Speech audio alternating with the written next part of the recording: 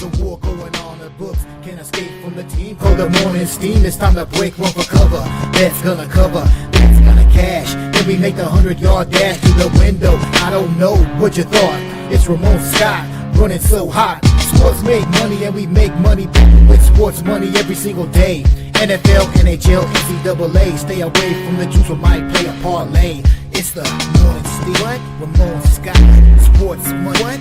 Wake your ass up and let's get to the money. Get to the money. You know how we do it.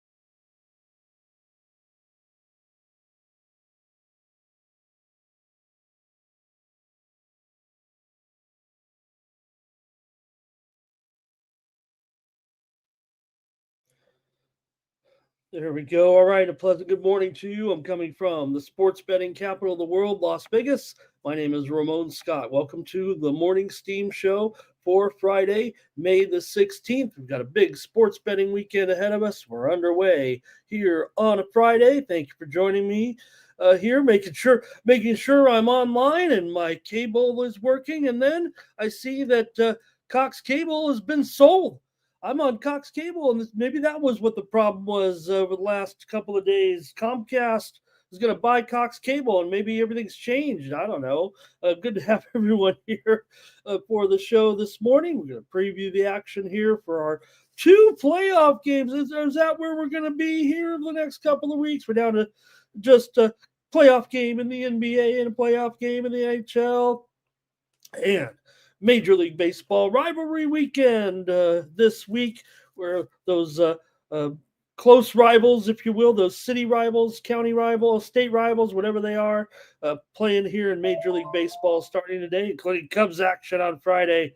So we're ready to go with our Major League Baseball and, of course, other action here underway with the PGA Championship. See the leaderboard heating up here a little bit, trying to get those big names up on the board. You couldn't find many happy bettors as far as the favorites are concerned. The long shots are coming in so far with those lower numbers here. So the scores are good, but the players that are in there, it looks like more like the Puerto Rico Open than the PGA Championship with the names. You know, the tournaments that everybody skips and the second tier professionals kind of at the top. That's what it looks like right now. The PGA Championship, Johnny Vegas up on top of the leaderboard up there, but do have some other top players up there as well. Ryan Gerard, of course, he had that incredible round yesterday. You got Terrell Hatton up there. You got Aaron Rye. Luke Donald's up there as well. So we'll see who ends up at top of the leaderboard. Some of the favorites there might be leaving some of us in the dust this weekend that like to get the chalk. And Rory, of course, 4-time winner at Quail Hollow. He topped my card this week for sure. I'm always trying to. I think if you follow my golf, I don't think favorites are ever any good bargain in golf, but I couldn't pass on a little bit of Rory this week. At least you have some other top contenders that make it plausible when you have guys, up there, including the live guys that came over that kind of waters down the odds a little bit. But when you have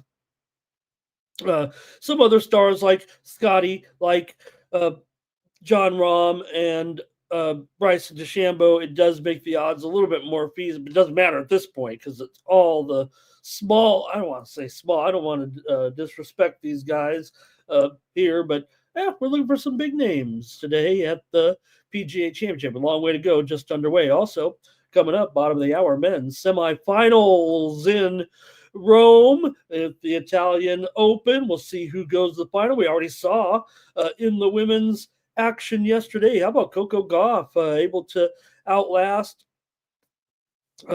yesterday and get to the final. She'll be up against Jasmine Paolini tomorrow in the women's final. In the men's semifinals today, we're just about set to go. Bottom of the hour here with Carlos Alcaraz and Lorenzo Musetti. Alcaraz, solid 275, $3 favorite. Musetti always plays Alcaraz tough. I mean, he's a clay court specialist. You got to figure he's taken sets before off Alcaraz, and you can get a good price. And I'm going to take Lorenzo Musetti here. Match starts in about 10 minutes or so, and I like Musetti to at least get a set off of Alcaraz here. I think you can probably get that at minus 110 today with Alcaraz, close to a $3 favorite. Musetti plus a set and a half.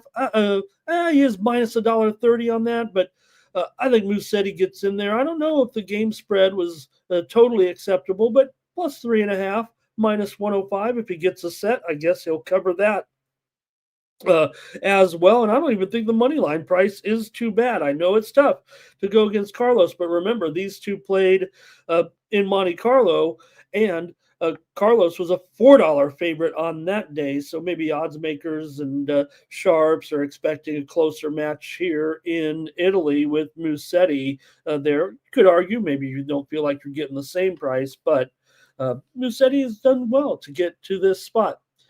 Good morning, everyone, and let me go to the chat and say hello to some folks before we wind up yesterday's action as well. It's also Black Eyed Susan's Day here with the ladies at, we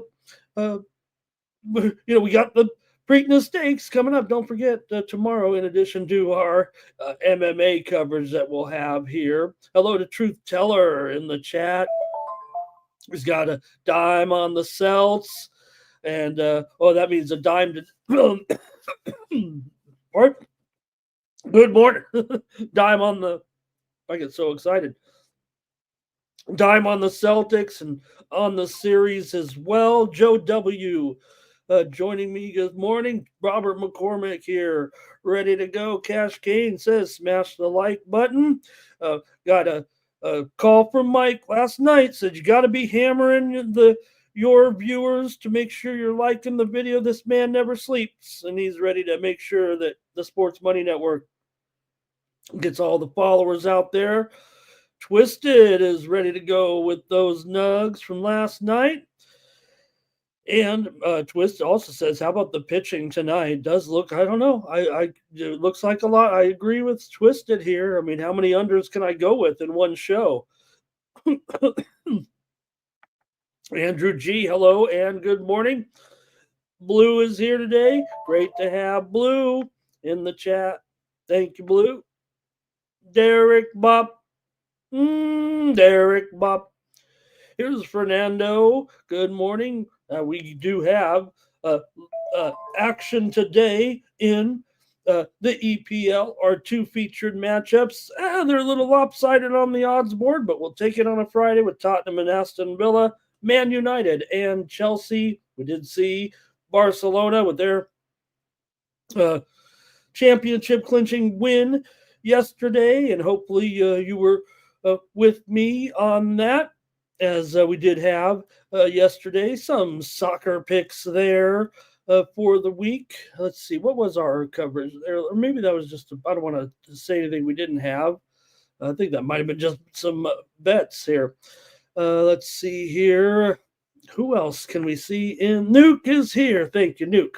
Hey, everyone, like this video. Subscribe to our channel, Sports Money, here on YouTube. Fastest growing sports betting channel on YouTube. We appreciate your support. And if you like, share, and subscribe there. And I think that has us all here in the chat. Derek says he liked that AFL game. How about I was teetering on what my favorite play of the AFL game was this morning. So hopefully you're on to the subscription. Obviously, the spread was also good for Sydney in that 78-62 win. But hey, join me over at winnable.com. And you can get those AFL plays. And I rolled this morning with the under in the Carlton at Sydney matchup. head on over to winnable.com/Ramon, and you can get my picks over there. AFL, that's usually where you're going to get my AFL. We really don't give any picks out here given the time. But if you're looking for action in the AFL and you don't have your own picks, I usually try to come in with a card every once in a while when we have time, or if it's an exciting match or whatever. But also want to mention from Down Under, we do have our coverage this week of the NRL. So make sure you check that out with Dan, with Smythe, and they have the picks in the National Rugby League this week, round 11, as we get ready to go this week. Matchups include Knights and the Eels, Bulldogs and Roosters here to get us going here this weekend. So make sure you check out the coverage with the guys and their predictions in the NRL. There are not in many NRL videos out there, and we've got it here on the Sports Money Network. We love our international sports, especially me. I mean, that's one thing I really, really like. All right. A few more. Anyway, go over to winnable.com/Ramon, hit that QR code. That'll take you over there and you'll get right to the page. I do have some premium pick subscriptions as well that you can get for just 56 cents a day if you subscribe for 1 month over at winnable.com. This is how you support me here on the channel. I have premium picks every day, and a little birdie told me Ramon's been hot on his picks over at winnable.com with the Major League Baseball. We'll talk about that in just a moment. All right, and let me clear the screen here and try to get the show back together. There we go. All right. Say hello to a few more folks and kind of recap the action here from yesterday. Thank you.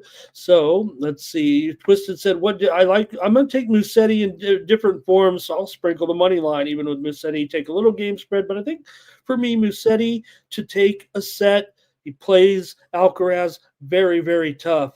These guys have had some battles in the past." Twisted says he'll try to find a way there. It's tough to go against Carlos. I get, you think about it, I don't think 6-2. Look, Musetti just gave him battle in Monte Carlo, and they played several times. I think I want to say it might be all Alcaraz in the series history. Maybe Musetti did take one previously. Here, I'll tell you right now. Real quick, 5-1 is the series history between these two. But in Monte Carlo, just basically about a month ago, right? The scores were Alcaraz lost the first set 6-3, although he did blitz him in the next two sets. That's why the game spread is a little dicey there at +3.5, because it was 6-1, 6-love in the next two sets. But Musetti did grab a set off of Alcaraz there, and it's been all Alcaraz. Musetti did win one time against Alcaraz, and it was on clay, but it was back in Germany in 2022. So, okay, a few more here. Let's see what we got. Solo's here today. Nice to see Solo there. Fernando did hit that Barcelona winning the championship. And the story there was, winning on the road and the incidents that happened before, getting the team off the pitch. Don't celebrate there. They already turned on the sprinklers on them when they were trying to start the celebration. Go celebrate in the locker room. That's what they used to do in the United States, but not anymore. They'll go out and have the trophy celebration right in front of the winning crowd, won't they? That used to never happen. You'd have to go down to the guys in the ABC Yellow Blazers in the locker room with the road team winning those championships. All right. There we go. Let me clear my throat, as the Beastie Boys once said. Spoons is here today. Good morning. And a few more. Nate Cerna here. Had some winners as well. All right. Let me cover some of the action here from last night and talk about the games, of course. start with the NBA and that victory there last night. We saw the Denver Nuggets with the win. Yes, I did have the Denver Nuggets here on the Morning Steam Show yesterday with that win over the Oklahoma City Thunder to force Game 7, 119-107. Nuggets 22-8 run in the third quarter blew the game open. Jokic and Murray combined for 54 points. Denver 27-32 from the line. The Thunder just 11 of 40 from three-point range, and we'll go to a Game 7 there. Denver extending this one out. Maybe kind of as expected in a way because of that history that they have and the world's top player in there on any given moment. But how will they fare on the road when they head out there on Sunday in Oklahoma City? Sunday is when that game is. Game 7 there on Sunday, Oklahoma City and Denver. And of course, we have already seen the line on that game for Sunday, and it is Oklahoma City by 7.5. Total 212.5. An open date for the most part, ticked down to 7.5 there for Sunday's big matchup. All right, over in the National Hockey League last night, did get some things settled for sure there with our NHL playoffs, as we saw the Carolina Hurricanes win over the Washington Capitals. Frederick Anderson, I called him world class. Some people called me out on it. Maybe Freddie's never achieved the success that he deserves there, but with allowing just 7 goals in the last 5 games, the Canes win the series over the top seed and move on to the Eastern Conference Finals. It was all about Anderson in the game there for Carolina, doing a great job and advancing to play, of course, the winner between Toronto and Florida. There's some rest here involved for Carolina, possibly, right? With Florida up 3-2. Yes, they can wrap it up tonight. We'll talk about that in a moment, but we did have the under as our winner here on the show yesterday. Did I win every bet on the show here yesterday? You tell me. Is anybody keeping track? Dallas and Winnipeg. We did have the under here yesterday as our pick on the show in that one, with Dallas getting falling there to Winnipeg, and Winnipeg extends the series to trail 3-2 now. They shut them out there basically yesterday. Grabbing that win. Seems like they were never headed there, and they get the win to stay alive and make it 3-2 right now. Dallas in that one. So look, it was a tight game. Winnipeg had just the 1 goal really through 2 periods, and then added another and ended up actually cruising on to a 4-0 victory. And we gave you both unders. That's all we could do here yesterday, giving out another winner on the show, at least anyway, and we'll move on in that series as well. So tonight, of course, like I said, Panthers have won 3 in a row to lead the series over Toronto. If the Toronto Maple Leafs aren't motivated tonight, they'll be, I know there'll be a no show, but this should be extreme motivation for Toronto tonight. It's just a huge odds at 235 or so. Doesn't seem quite fair that Florida would be such a massive favorite, the team with the worst record during the regular season between the two teams. And we've seen the favorite rise here in that series. I mean, they opened it even this high. So Toronto and Florida ready to go at it tonight. Let me say a few more folks in the chat. No, I think we're good to go. And Phil Eagle Flyer joining us here. Good morning. And would they take a Freddie Anderson? Well, it's hard to say right now with the injuries there, right? So, and Nate says, how about college baseball? How about college baseball, man? The conference championships certainly heated up there. SEC action was hot yesterday, and we did have a couple of winners. I thought there. I think it was a mixed bag, though, with our college baseball yesterday, but certainly some exciting action in the SEC yesterday. All right. I think that might be it there. How about Major League Baseball last night? Real quick, let's run it down. I'm not going to wait on this one because there were too many winners for me yesterday. How about it? We did have the Atlanta Braves with AJ Smith-Shawver. You know, AJ Smith-Shawver is eligible to win the Rookie of the Year this year in Major League Baseball. Now, I don't know, there's some other contenders as well, but you look at the performance that AJ Smith-Shawver had yesterday with a fine outing there for Atlanta.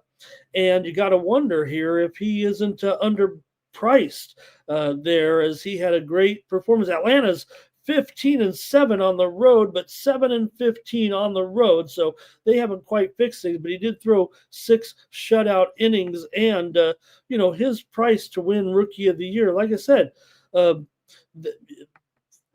prices there for Rookie of the Year, he is in that pool, and he's 7-1. He's up against some guys that you wouldn't think right now are any better than him. Ramirez of Miami, Acuna of the Mets, Luis Angel Acuna, Cruz of Washington, Baldwin of Atlanta, Roki Sasaki, disabled list.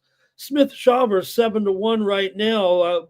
To me, maybe he could get overlooked by voters because of the fact that he pitched well last year and pitched quite a bit, but he's eligible for the Rookie of the Year. And I think out of those names, even Bubba Chandler, Lawler of Arizona, Hassan Kim of the Dodgers, barely. Yeah, I did a little bit last night, but who didn't? Final. And doesn't look like any of those names match up to Smith-Shawver's 7-1 in the National League of Cy Young. Let me know what prices you can get on that. New NYC bar here today. Happy Friday. Dougie Wise. You guys here with a pick there. He likes the Knicks today, and he likes Cornette under in his points. Extra value is what you get when you bet against Cornette. And we did have a premium pick winner in that Washington-Atlanta game on the under. Also, we did have a winner here yesterday on the show with the Cincinnati Reds. Nick Martinez finally showed up and had a pretty good game for sure. He threw 7 shutout innings in that game, and the Sox fell again. Reds hit 3 home runs, and we had them here laying the run line for a win. And we did have a premium pick there again, another winner in the premium picks on the under. We're cooking in Major League Baseball with the.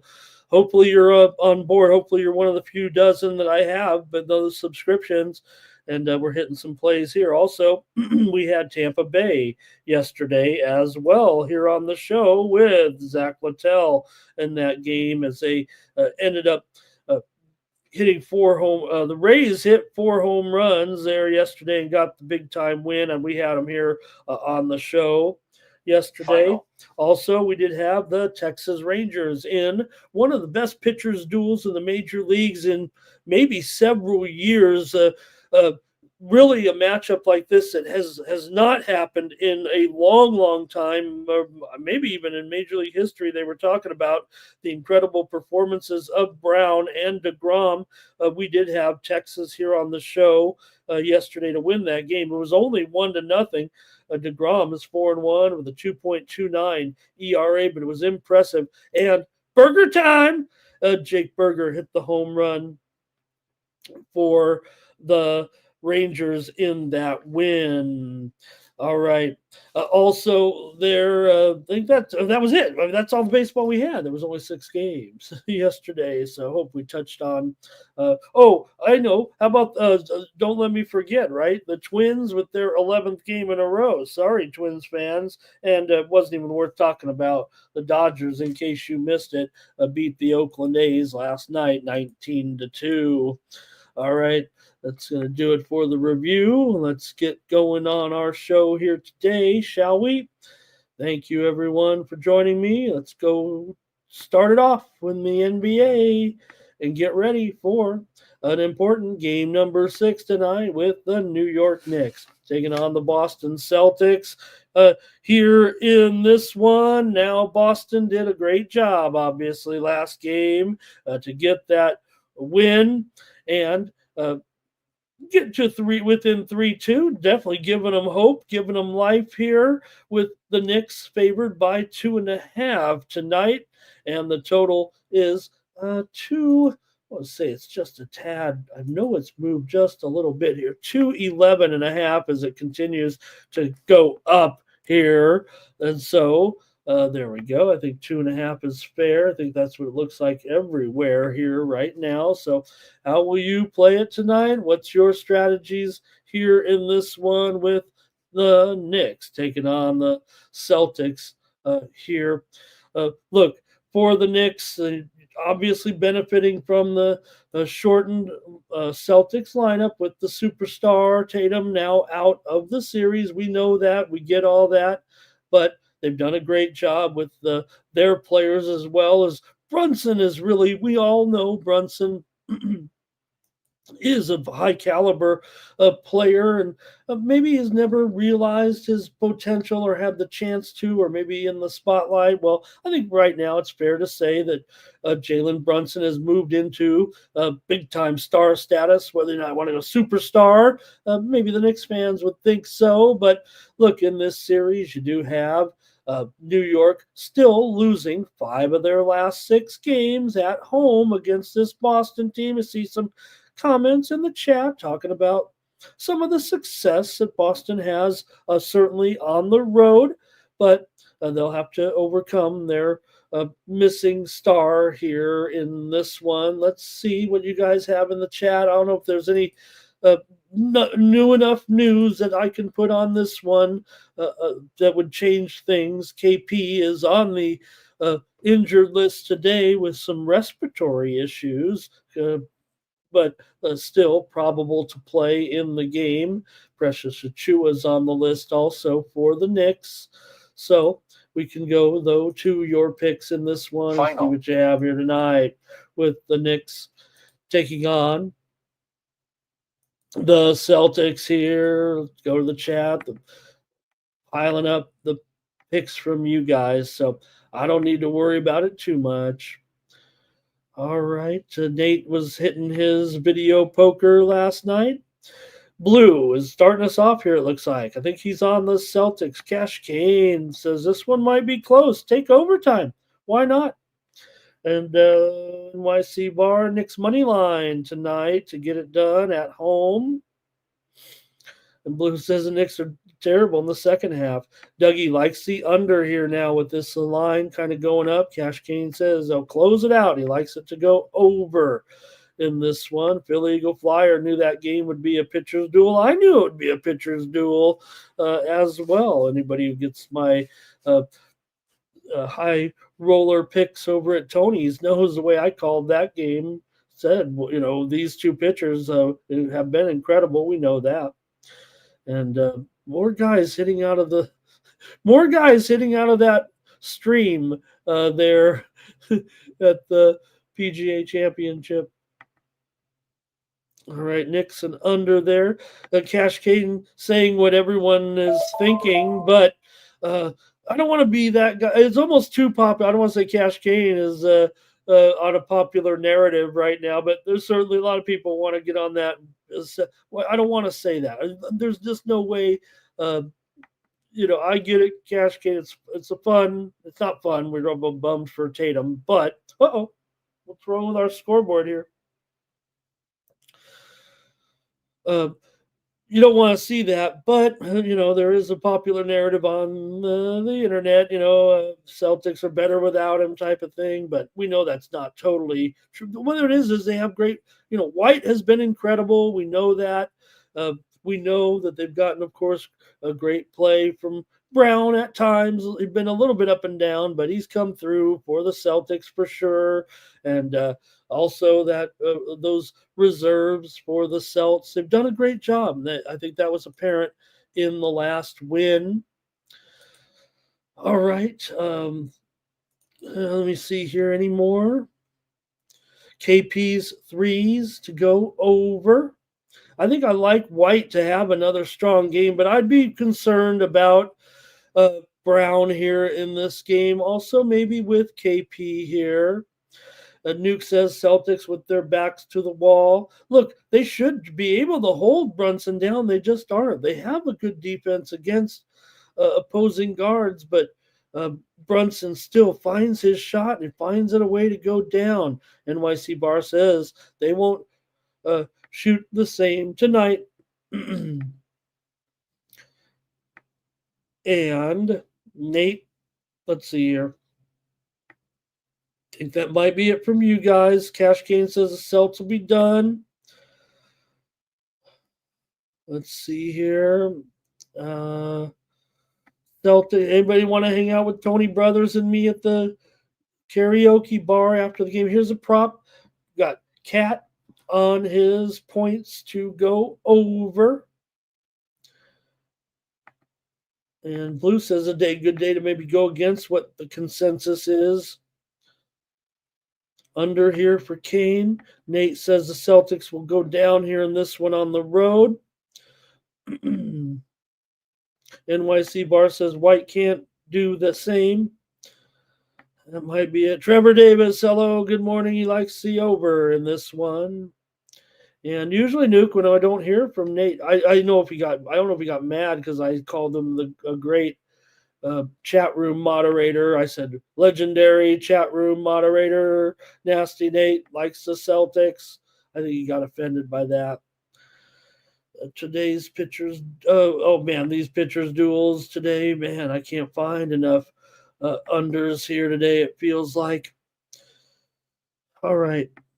I guess that's it from you guys. It's time to make my call here, and I'm going to take the over in this one. Well, yes, I'm going over tonight in Boston and the Knicks. I like the side here pretty heavy, and I'm going to take the over as my pick here on the show today. So, all right. Guess that might be it from you guys there in the chat, and I'll be on this game on the side for sure. I like it pretty strong, but I'm on the over here as my free pick on the show. You've already seen it tick up a little bit here. I don't know if the trends, I'm not maybe going to rattle off all the trends here. I don't know if that really shows too much. We know Boston, Boston as a dog doesn't happen often, but it's starting to happen a little bit more now. And they usually go under when they're a dog. And obviously the Knicks also with a few unders there of late, but I'm going over in this one. Boston is an underdog 6 straight times. They've gone under when they were an underdog, but I'm on the over tonight. All right. And Blue says everybody's going under. Ramon says go over, right? And I am, other than Noli, who is making unders great again.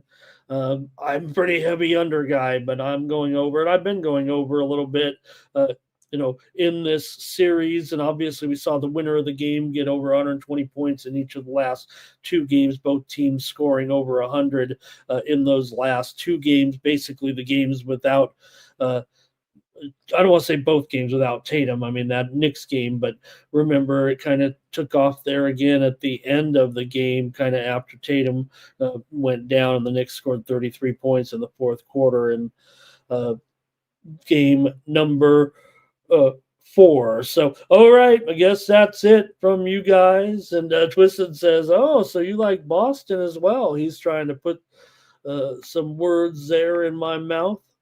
And Dougie's, though, has it 107, 100. That's an under for sure, and that's a Knicks cover. All right, I guess that's it from you guys.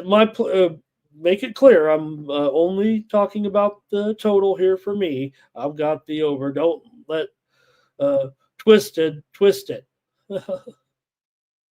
All right, I guess that's it. You guys are still commenting a little bit, but I don't see any plays. So let's move on to the hockey game. And stay tuned. Speaking of basketball, I know everyone is on their edge of their seat waiting for WNBA picks tonight. with our first 3 games of the season. We're going to make some picks here in the WNBA. All right, let's get it going here right now with our game between the Maple Leafs and the Panthers here tonight, and we'll see will it be wrapping up the series here in this one with the Florida Panthers. Apparently, according to the line, it's over. But if you don't get a fully motivated Toronto Maple Leafs team tonight, I don't know what else. Any team in this spot, but considering where Toronto stands right now and what they did in the regular season, they got, as a professional, they better be motivated. And if they, Nuki, help me out. If these guys lay an egg tonight, it's not going to be pretty. So let's see if Toronto can hang in there. Plus nearly $2 here. Come on. You think they're going to? We're starting to see a few, road teams kind of lay an egg a little bit when the pressure's been on here. But Florida has lost against the puck line in 8 of their last 9 games as a favorite, coming off of a road win. So maybe this one stays close to the vest. Maybe this one gets a little bit tighter, but still, you have Florida, this massive favorite here. They're taking most of the action, it feels like, in this one from the public, for sure. Maybe not as much on the puck line as the money line here, but with the 3 straight wins right now, kind of makes you feel like Toronto here may be ready to pack it up. But like I said, I feel like they should be motivated here. But Florida is so good at home right now, and the way these home teams are starting to put it away here in the NHL postseason, you wonder if Toronto, after basically losing the last 2 games, a combined score of 8-1. Yes, the 5-4 game at Florida was close in game number 3, but right now Florida the upper hand in the series and can wrap it up here tonight. And they've gone 3-1 at home so far in the postseason. Let's see how you guys think about tonight's game. Can Toronto sell? I can't pass on Toronto puck line here at this point. Plus 1.5 at minus $1.30, I guess, is the price there, right? But I don't know if they can win this game right now. Maybe Florida will close them out. Let's go to what you guys have in the chat. Just let me know. I don't think there's anything that can change as far as the other than the situation. Anything that can change as far as the handicap is concerned, with Wool in there still. We did see Rodriguez questionable here in this one for the Panthers, but still, when you got top-notch guys in there, right, for the Panthers, I mean, Bennett, Reinhart, Barkov, these guys have been strong for sure here, especially of late. So let's give me your picks here. I'm taking Toronto on the puck line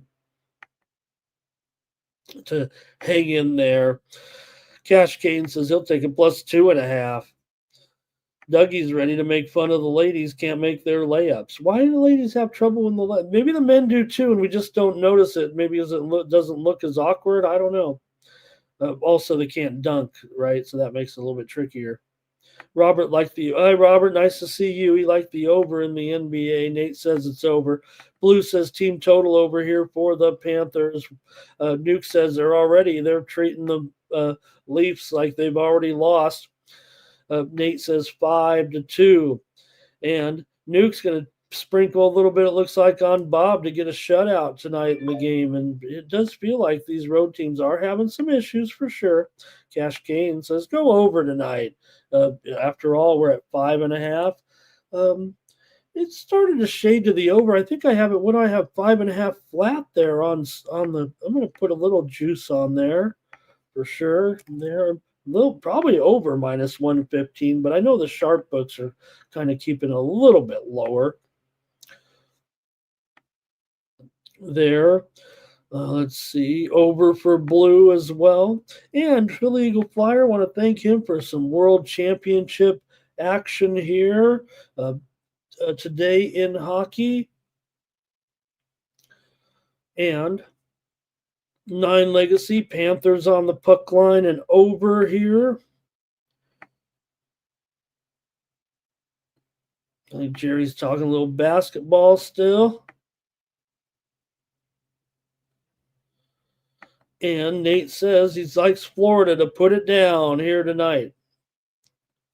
I think I have Toronto, but I maybe he's I'm making him confident by taking Toronto. I'm taking him on the puck line. Yeah, and again, empty netters. I get all that, but you know how empty netters don't always. Sometimes it's the offensive pressure too. NYC Bar likes the Panthers, and Andrew says without Stolars, they've kind of been in trouble here. That has been a big factor, right? And Nuke says that'll be it for Marner. Maybe Philly Eagle Flyer here on the over in this one. So, okay. All right, Philly Eagle Flyers got the over try here tonight. That's it, I guess, for hockey. I'm gonna try Toronto, but I got my best play. I think is gonna be on the total in this one. So my play here on the show. I just feels like the price that's pretty high, right? What is this? Some regular season game with a team 20 games over 500 against some team that sucks on the road. This is still the Eastern Conference semifinals. It's a pretty disrespectful price, but I understand. I know it's been dominant here of late. Not much life from the Leafs, blowing that 2-0 series lead, and then of course, no doubt, to lose at home in such embarrassing fashion has really put them, in a lack of favor from the media for sure, as you guys said there a little bit, as Nuki said there. He's our Toronto, who's our correspondent. All right, that's it for hockey. Oh, here comes a couple more from Philly Eagle Flyer. Says the Leafs will score in the first period. And let's see here. Thank you, Twisted, as well. And like I said, I think for me, you should get peak motivation from the Maple Leafs at least here. All right, that's it. Let's go to baseball. We got a big card here tonight, and we've got those WNBA games still to come. All right. Let's get it opened up here for the major leagues and get to the action here tonight or this afternoon. It's always a great Friday when you can watch Cubs baseball. And you've got interesting pitching matchup here between young potential stars here with the White Sox and Smith going up against the Cubs and Horton. Look to the future here a little bit with these two. With Smith, the future's now here, the way he's looked so far. Horton, we need to see him in there and get him acclimated to the major leagues, but he does earn the start here in this one. So let's take a look and see here today on a Friday with Cade Horton going up here against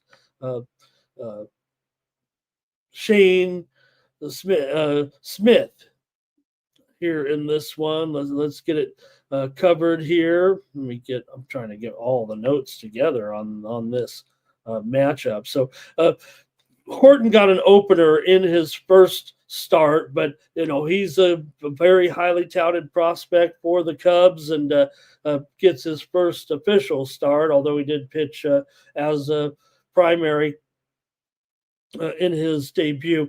Horton has a 6.75 ERA in that game and a 300 BABIP, but the strikeout rate was as expected, pretty good, and he didn't walk anybody either there in that one, and he did earn the win in that game.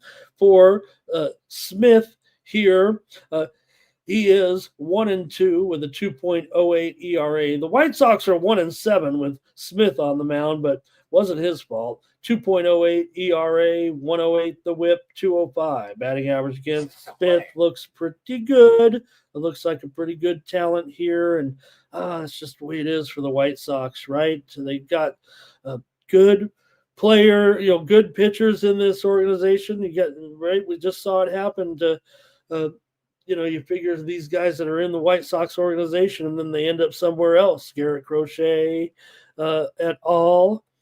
So let's see here what you have. The Cubs are coming off of a loss to Miami, but they did win that series. White Sox, meanwhile, did play yesterday and lost to the Reds 7-1, but they won that series. And this is about as hot as the White Sox have been right now. So you got to give them that, but we're still dealing with a $2 favorite here today, right now.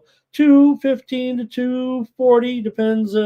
Square Shops, 2 sharp books here, and well, don't have to tell you what's going on with the weather when you see that total. It's not because the rookies are starting here in Chicago today. Get those weather conditions here. Let's see what the miles per hour is exactly here in this one. 15 to 18 miles an hour, blowing out to left field. Temperatures in the high 80s, touching 90 in the middle of the game. So warm conditions, highly suited for offense here in this one for sure. And well, you know what else? When you do have some conditions, if you will, that's going to alter the result from an abnormal game. I think that brings in volatility. I kind of want to try the White Sox. Anybody with me? Let me go to the chat here. Look, Smith has been pretty good so far. We know that. I mean, in the last game, he was stronger than ever in these starts with 7 strikeouts, 6 innings, 4 hits allowed. One of his better starts of the season. He has about 2 or 3 games with that kind of performance, and not all perfect there for Smith, but he's a good-looking pitcher for sure. And Horton, highly touted in this Cubs organization, I think he was the pitcher of the year. So let's go to the chat and see. I probably want to try the White Sox anyway on the run line today, but let's see here. I'm sure there'll be a lot of Cubs support in there, but let's take a look.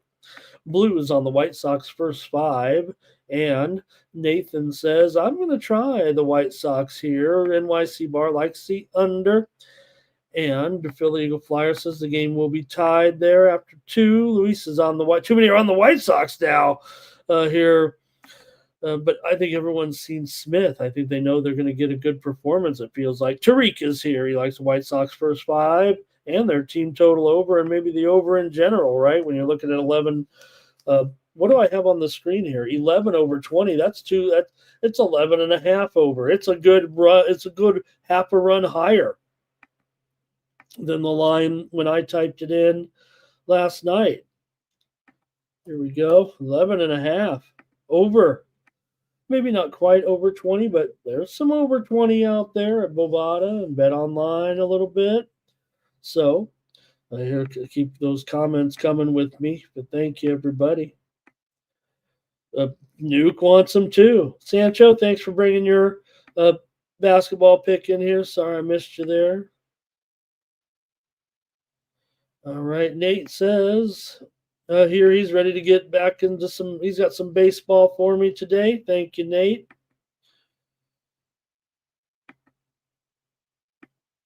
Nuke there talking pizza and beer.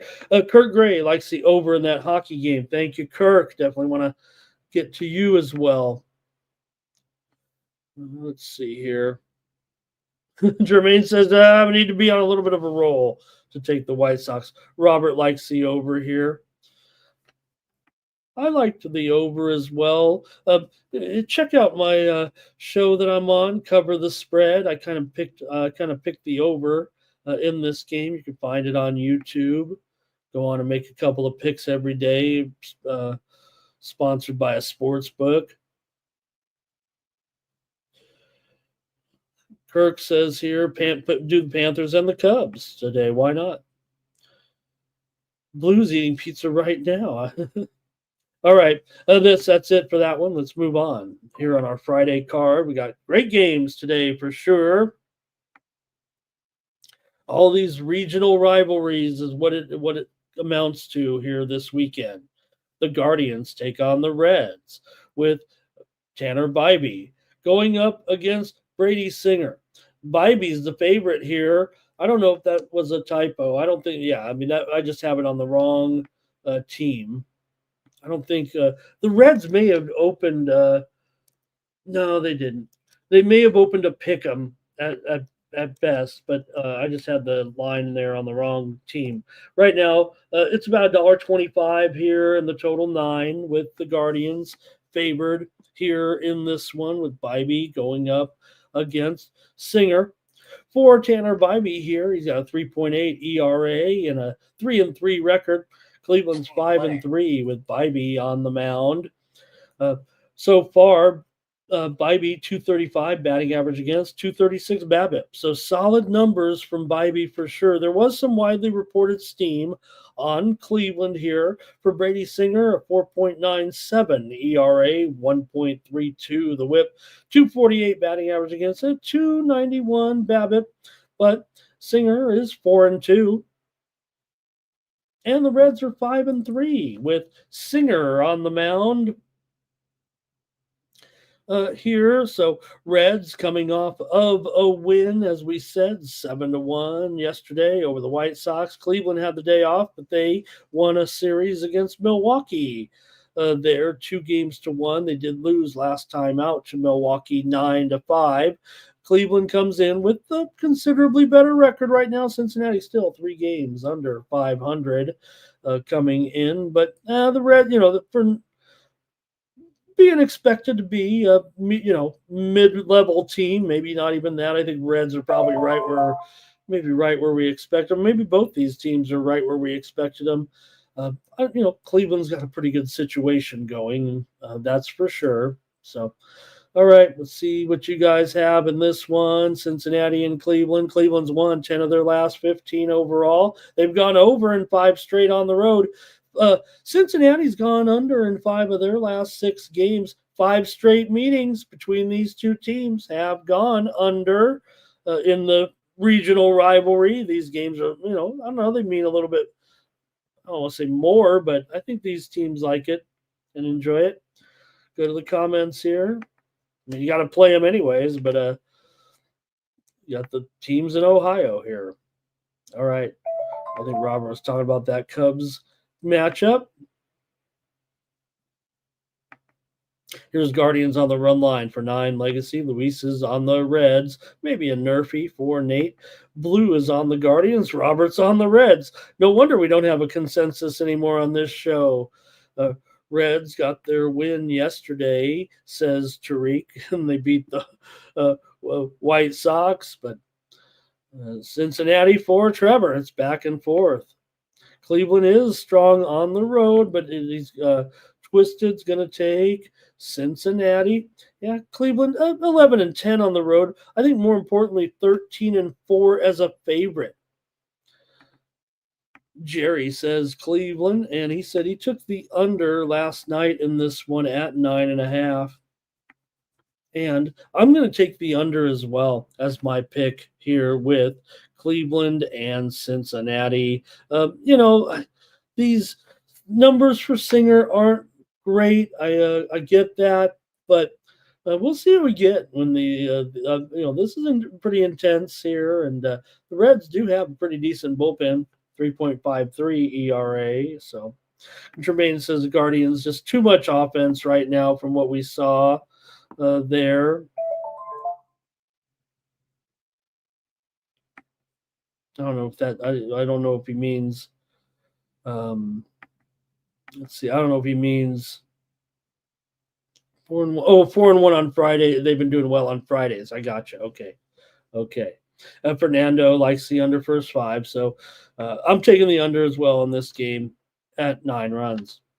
Next up is the Pirates taking on the Phillies here. And Andrew Haney on the road going up against Ranger Suarez in this one. You've got Haney coming in here. Good numbers for sure so far for Haney.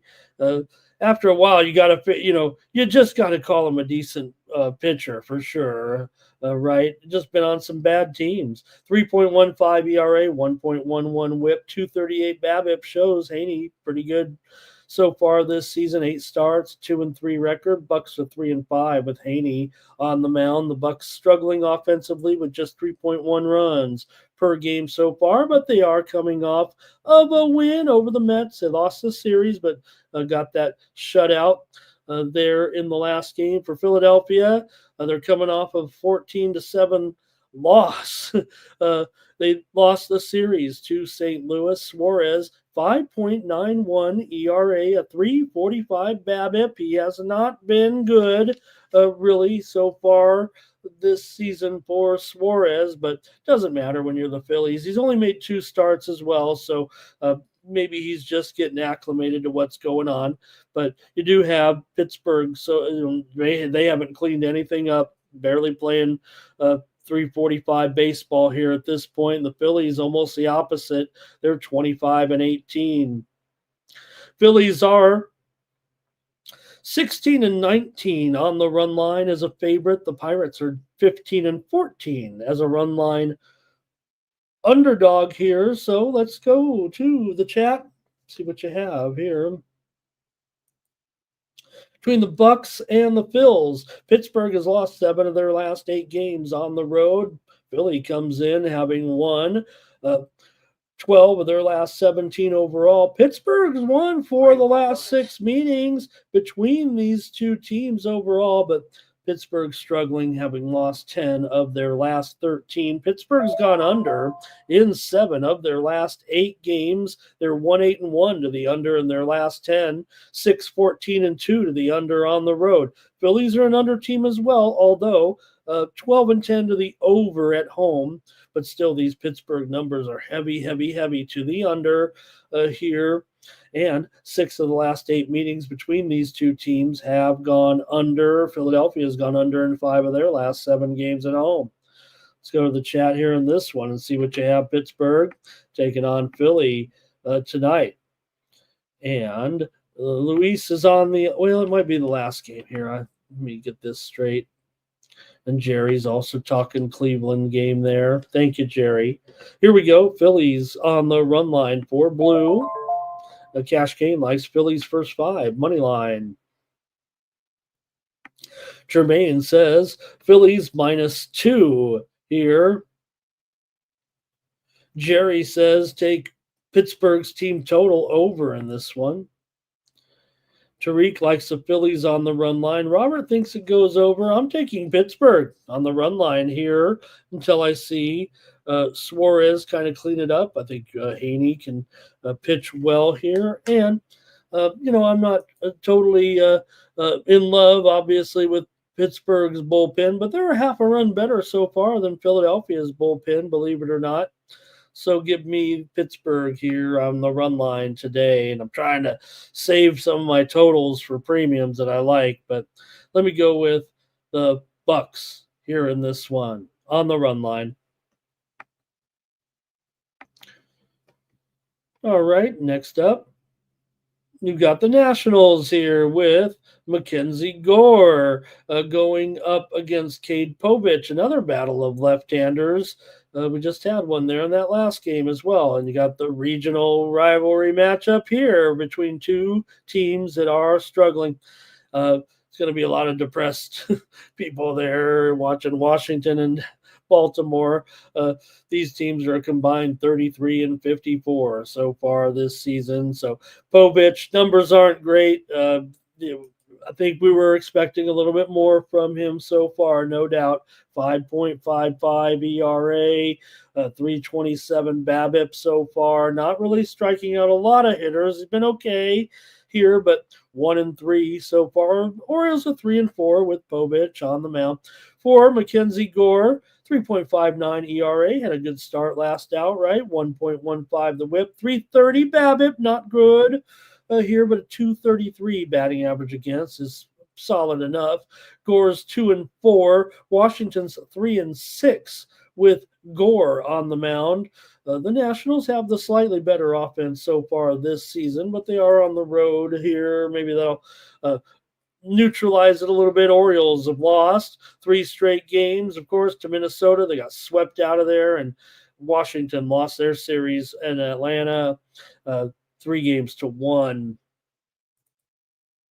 So let's see what you got here in this one. As Washington's lost 8 of their last 9 games overall. The Orioles have lost 9 of their last 11. I guess no one's going to win this one with Baltimore and Washington today. But Gore does feel like, the much better pitcher here, it feels like at this point. 16 of the last 18 meetings between Washington and Baltimore have gone under. Now, in baseball, it's a little bit different, right, when you're talking about over under, because you got a pitcher, different pitch. But that is something, because this is a rivalry, right, where these two teams now could show that maybe these offenses haven't been that great over the last few seasons. I mean, 18 games, that's almost in interleague play.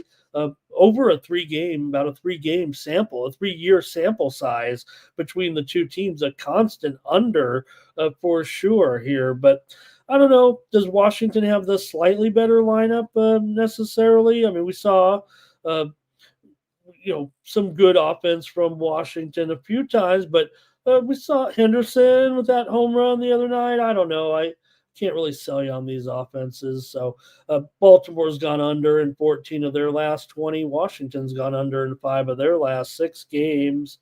So let's see how we can play it here with Washington and Baltimore. Doesn't feel like a great game, does it, gang? All right.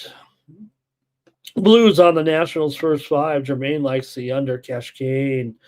Nats first 5.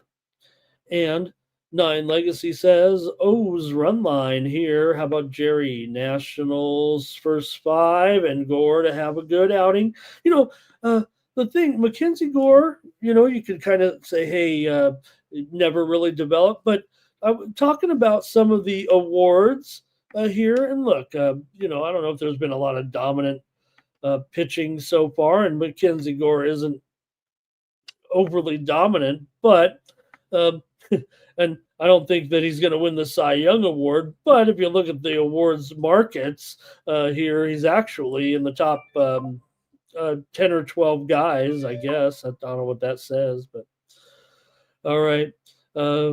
Gorky likes France in hockey today. And Blue, thank you, Blue. Phillies run line there. Thank you, Blue, is a consensus. At this point, if anybody says, I haven't even turned on the thing to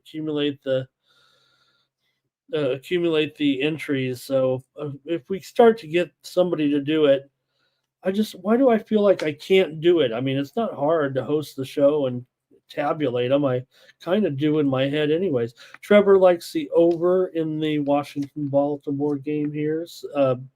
Fernando likes the under. Nats first 5 for Robert. And let's see here. Jermaine says he can't go under in this one, even with the 16-2 to the under. And Twisted, looking at the matchups with the lefty-righty situation here. I think what he's saying, right? Yeah, for sure.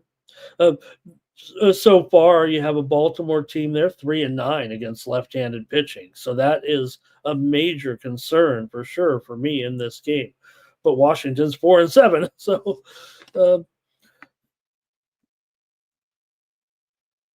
Orioles over. Let's see. All right, I guess that's it from you guys here in this one. I'm going to take the Washington Nationals. I think they've got the better starting pitcher considerably here. Gore can pitch in this situation well into the 5th inning, I'm sure, today. So, all right, give me Washington today against Baltimore on the road. we've got more regional action. It doesn't get much more regional than this, right? With the Mets taking on the Yankees, with Tyler McGill going here for the Mets and Carlos Rodon for the Yankees. And you guys talking about good pitching matchups? I think you can put this one in there for sure. For Rodon here, he comes in with a 3.29 ERA, 9 starts, a 4-3 record, 210 BABIP, 171 batting average against Carlos Rodon. There's nothing wrong with this left-hander at this time here. Maybe not getting the run support that he deserves here. Tyler McGill, a 3.1 ERA, 307 BABIP, but 219 batting average against. 3.1 ERA coming in. McGill is 3-3, and the Mets are 3-5 with McGill on the mound, and that's saying something because Mets obviously with a strong record, the Yankees as well. Both teams up there. Mets 28-16, Yankees 25-18 so far. Mets have gotten the better pitching. Yanks have gotten the better hitting. Let's see how you guys have it. The Mets have won 6 of the last 7 meetings between these two teams coming in. Mets have won 5 of their last 7. Yankees have won 6 of their last 8. The Yankees are coming off a series win over Seattle, 2-1. They won the finale 3-2 on the road. Mets, meanwhile, did win the series against Pittsburgh, although they could only manage in that series 6 runs in 3 games, but the pitching was strong once again. And again, like I said, this Mets rotation is doing things that no other rotation has done before, believe it or not. All 5 guys with a 3.15 sub ERA and 40 strikeouts over 8 starts, and that just doesn't happen in the major leagues. So, all right, what do you got here? Mets and Yankees tonight. All right. 5 of the last 7 meetings between these two teams have gone under when they played in Yankee Stadium, although 4 of the last 6 have gone over. They played some overs at City. Yankees have gone under in 9 of their last 12 games at home.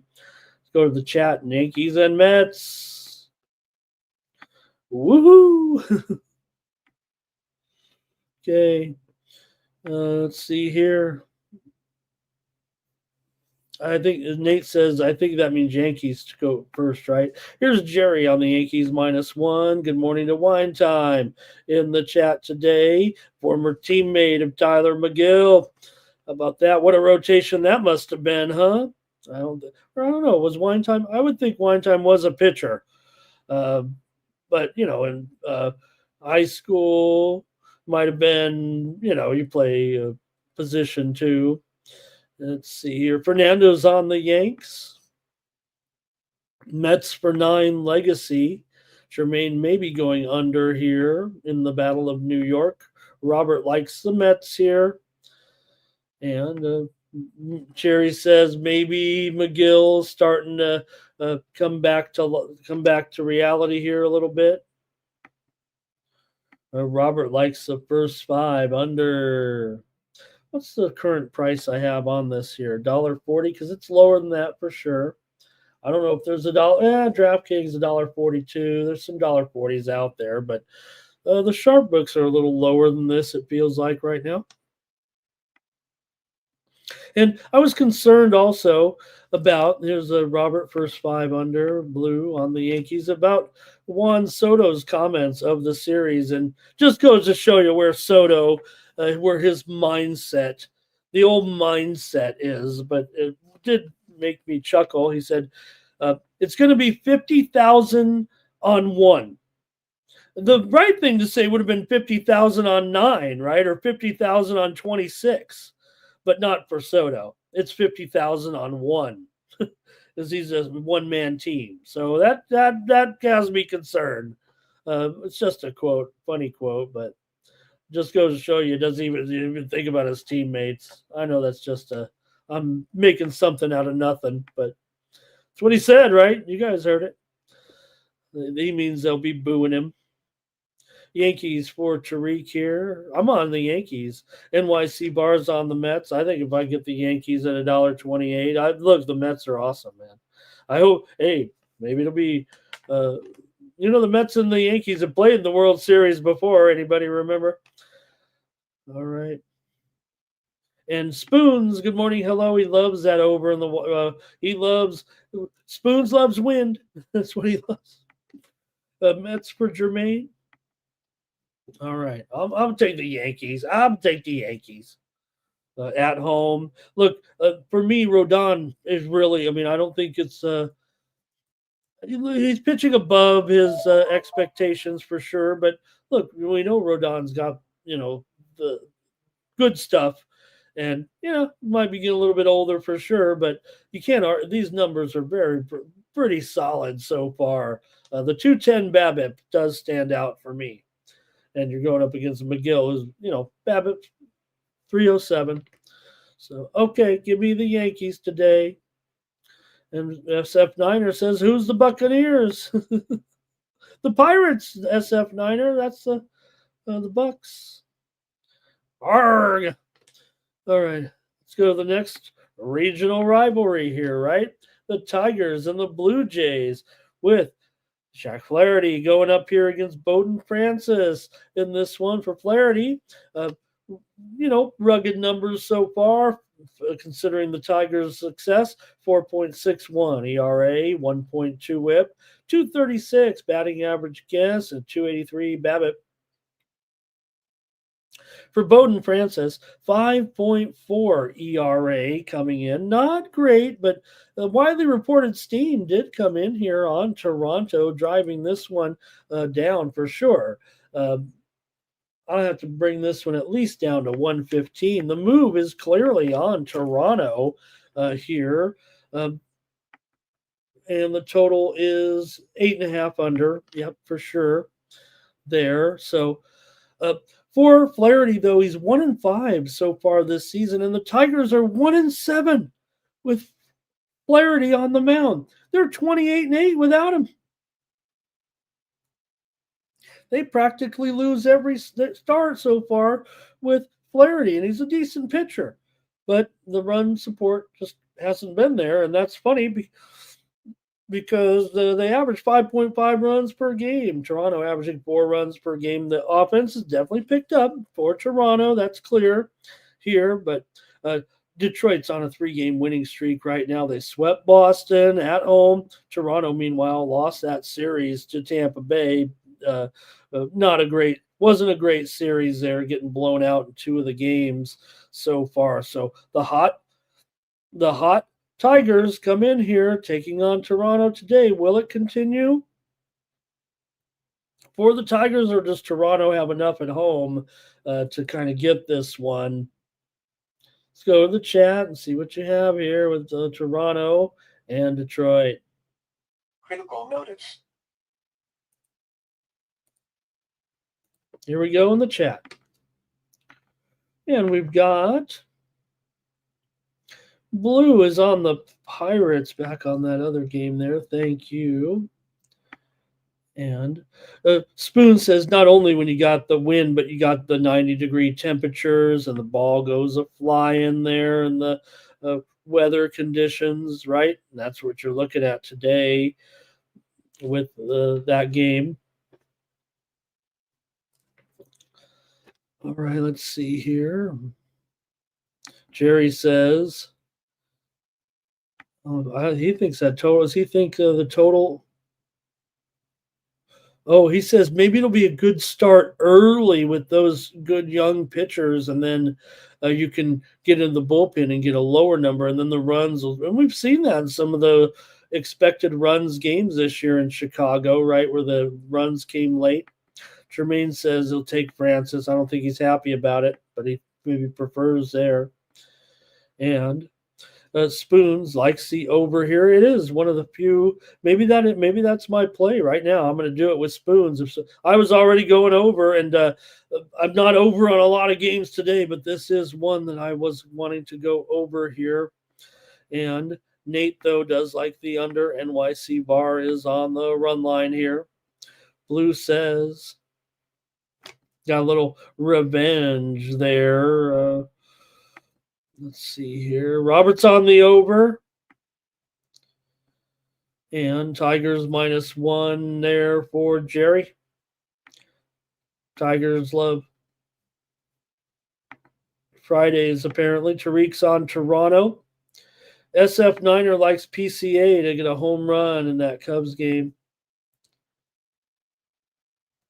And Blue says, what has Toronto done the last 5 games? What is it? I think they're 3-2. 5-2 last 7, says Jermaine. Okay, great. I will take the over. Got Spoons in here giving me some real talk. And I out of all these games, I didn't have too many overs. I think because I like to look at the total in every game, but I think I was like 4-11 to the over, 4-11 to the under. I think maybe 5-9, but or 5-10. But I'm going over in this one as my pick. All right, next up, not a regional rivalry, Play. but you got to match it up with somebody. Hey, let me give you a little bit of steam coming in right now. I think it's our first steam of the morning here. Pittsburgh and Philadelphia game total going over right now. Haney and Suarez.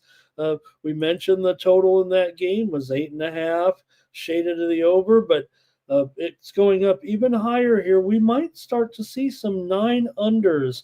We know these Philadelphia games at home, they've been going over for sure. Maybe with the left-handers in there, little bit of shading under. Those Haney and Suarez are kind of trend a little bit under, but it just touched 9 under 13 right now at Bet Online, 9 under 18 at DraftKings. This is definitely a steam move here on the over. That's why you tune in to the morning steam. I'm not just making it up. Seeing a pretty big move. You can check your apps right now. That game moving to 9 in a lot of spots. 9 under. All right, here we go. Braves and Red Sox here. And, you got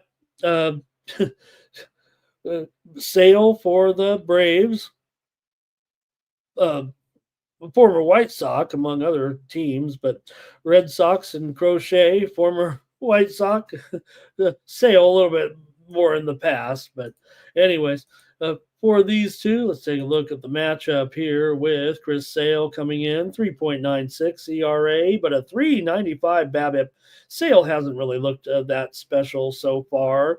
Maybe he could turn it on at any moment, but going up against a decent team here, obviously, in Boston, they are a game under 500. The Braves are at 500 right now. So, two teams that probably have higher expectations than this from for themselves and from fans alike.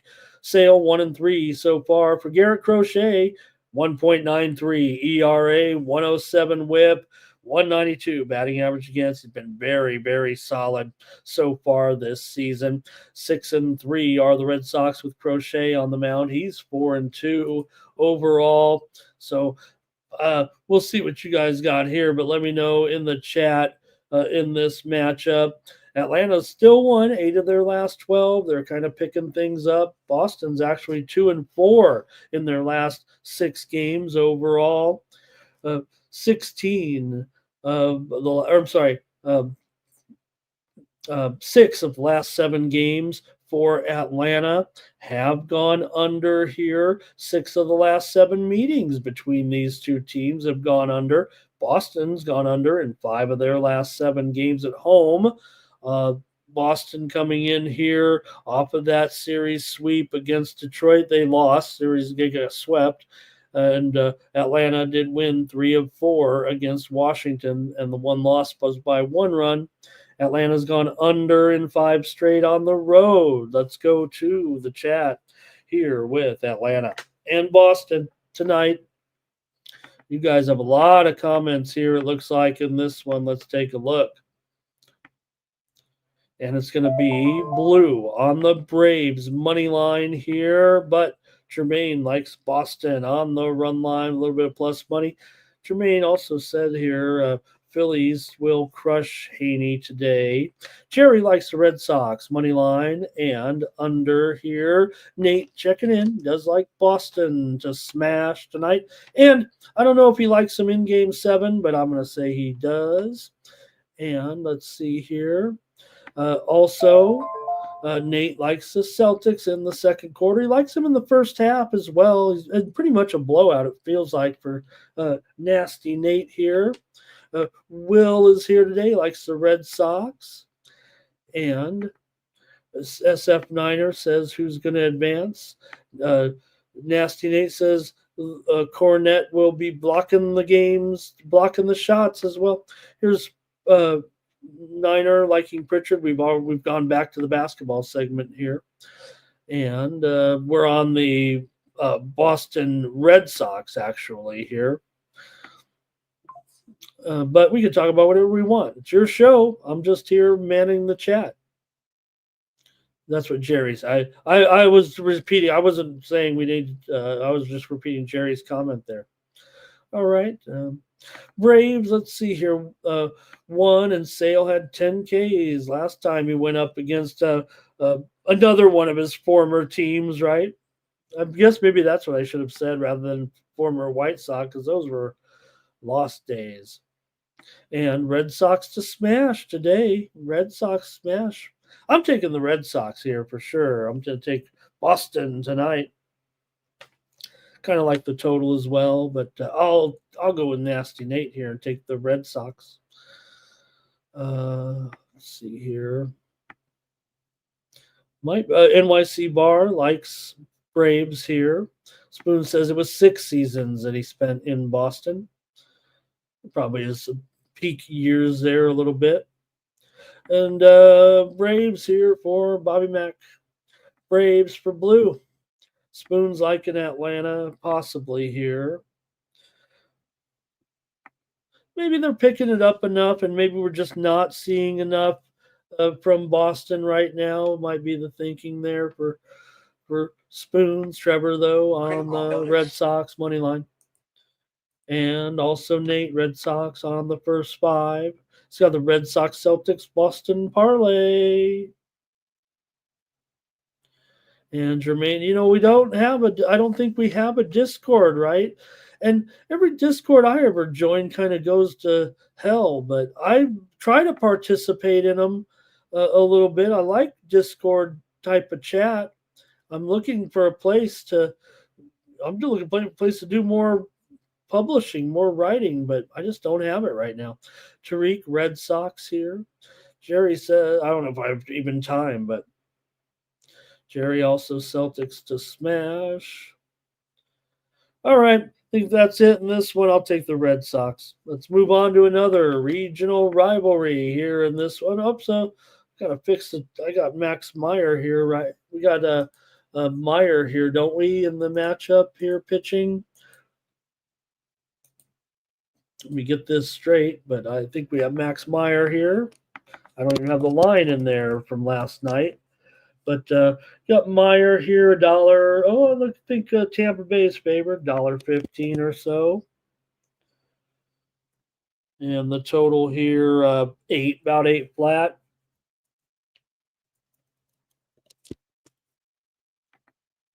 For the Rays and the Marlins. There we go. In Miami here, and Taj Bradley, 4.24 ERA so far, 235 batting average against, a 256 BABIP. Tampa Bay coming off of a series win on the road at Toronto. They're playing a little bit better here, it feels like, of late, and still 3 games under 500. The Fish are 10 games under 500 right now. They did beat the Cubs last time out, 3-1. Cubs won the series, but the Marlins did grab a win. Marlins here for Meyer, 4.37 ERA, 3.16 BABIP, 2-4 record. But the Marlins are 4-4 with Meyer on the mound. We've seen Meyer with dominant performances. One really dominant performance so far this season. Take a look at how these two fair in this series as well. But let me know what you guys have in this matchup between the Rays and the Marlins here. Tampa Bay's kind of had the upper hand in the series overall last season. I think Tampa Bay did win the season series last year. And the games here in Miami was a sweep last season. The Rays swept Miami in Miami, outscoring them 17-8. But Miami definitely, not hitting enough here. It feels like that's part of their struggles right now, but have moved up to 4.1 runs per game. That's actually more than the Rays, but the pitching allowing 5.8 runs per game right now are the Marlins. The Rays much more solid here. Miami's bullpen 4.91 ERA. Meanwhile, the Rays a top 10 bullpen 3.42 ERA. So looks like a toss up on paper or on the odds board, but I don't know if it is on paper. Let's see what you guys have here in the chat and see here. Let's see. Here's Twisted. I think over maybe in this one. And blue is on the Rays on the run line. I think Jermaine likes the under here. Spoon says with Meyer here, books like him, and so does Spoons.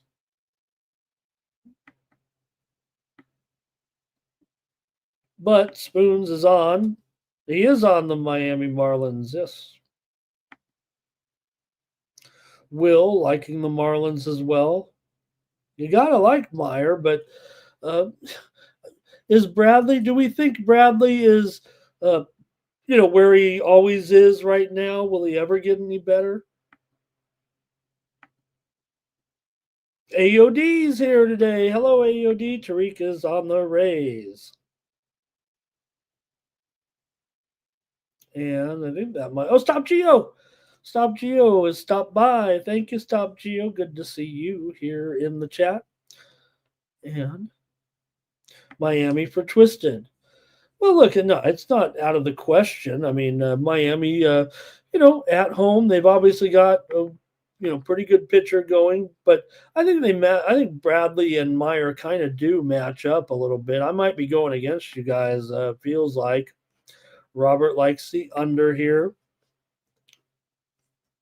in the matchup. So, all right, I'm going to try the Tampa Bay Rays here. I'm going against you guys a little bit. Look, I like Meyer too, but I think Bradley can maybe match up even here. And I think once it gets into the pen is what I'm maybe more interested in.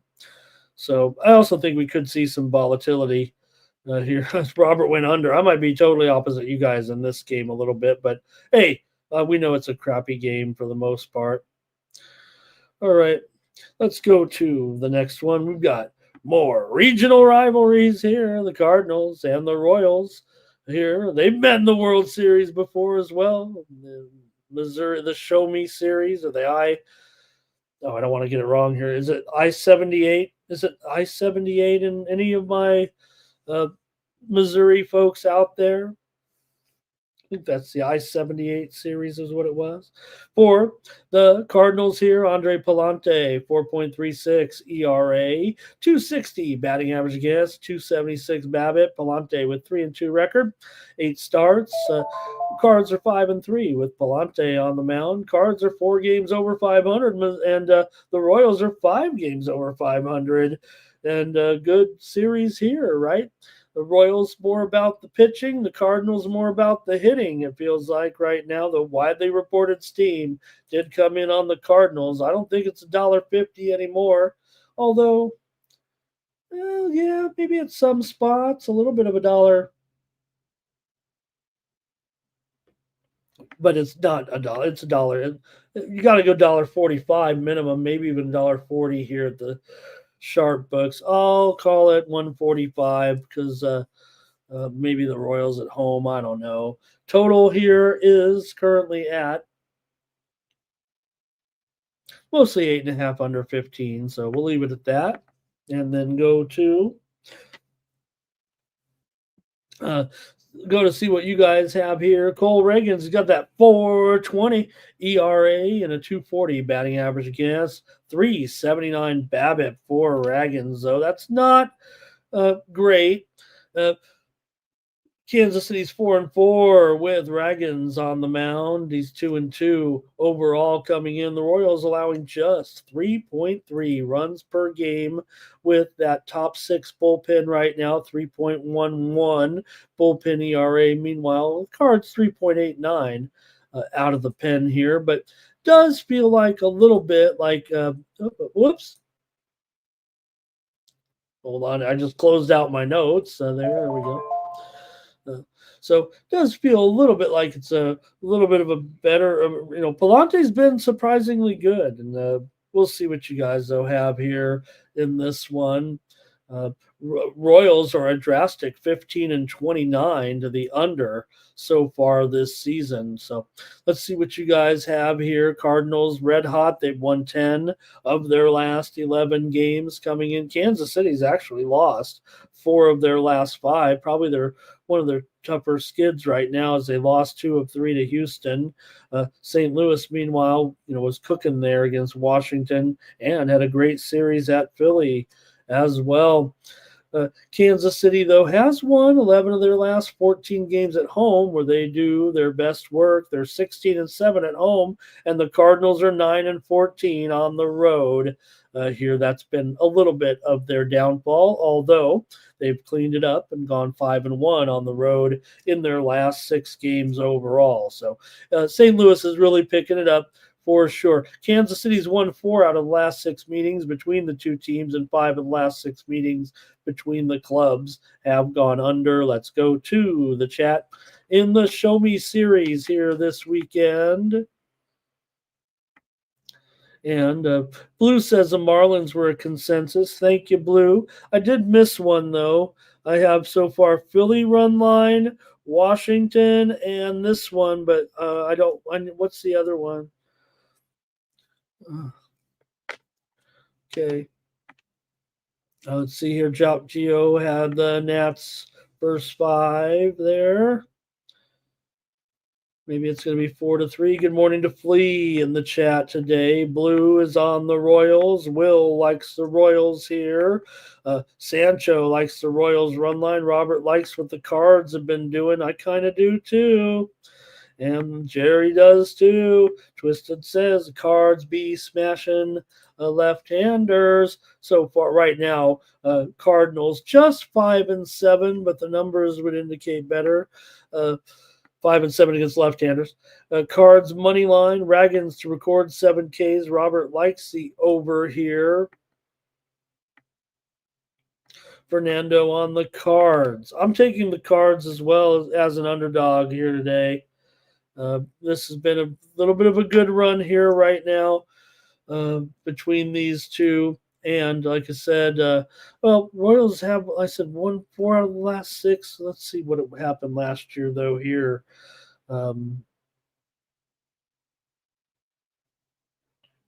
In Kansas City. They split the 2 games back in last August, 8-3 and 8-5. Okay. All right. I'm going to take the Cards, though.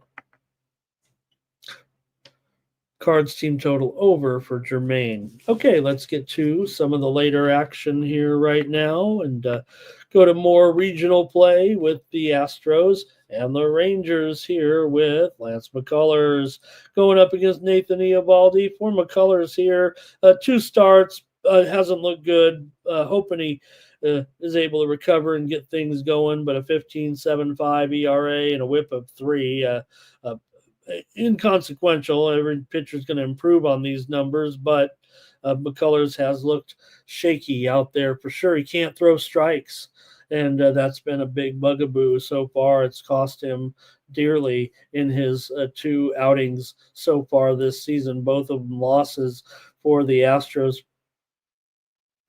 For Nate Eovaldi here, 1.78 ERA, 0.75 whip, and 248 BABIP. Good numbers so far. He's 4-2 He's gone under in 7 of his 9 starts with 1 push. The Rangers are a massive under still here again. We just saw these 2 teams yesterday play a 1-0 game and one of the best pitched games by 2 starting pitchers and staffs combined in years in that matchup. Yeah, there have been 1-0 games over the last several years, but if you really broke down all those metrics and all that, experts will point out that there was some record-setting type of pitching in that matchup. So could we get another under? Because so far the Rangers have gone under 14-30 to the under so far. They're 5-19 to the under at home. The Astros are 1-8-2 to the under as an underdog so far. So the only problem here is McCullers a little bit. If he gets shelled or something. But the Rangers don't have a great offense. We know that. But McCullers got to figure some things out still, and they're having to send him out there to try to work on things for sure. So let's see what you got, though, here in this one. Rangers and Astros, second game of the series. Astros have kind of hold over on the Rangers a bit in this head-to-head matchup, but you might be able to throw that one out right now, considering the Rangers are, starting to pick it up here a little bit, 24-21. Astros come in a game over 500 as well. Let's go to the chat, though, and see what you have in this one. Okay, I think I've got it here. Blue starts it off. He's on the Rangers. Jerry says take Rangers first 5 -0.5. Sancho says lay 2.5 with the Rangers against McCullers. And Will, he is our expert on all things Houston here. He says a great pitching matchup last night. McCullers hasn't looked great. He does like the Astros, though, to pull this one out tonight against that Rangers bullpen, and that McCullers will be out of there early if there are many struggles in this one.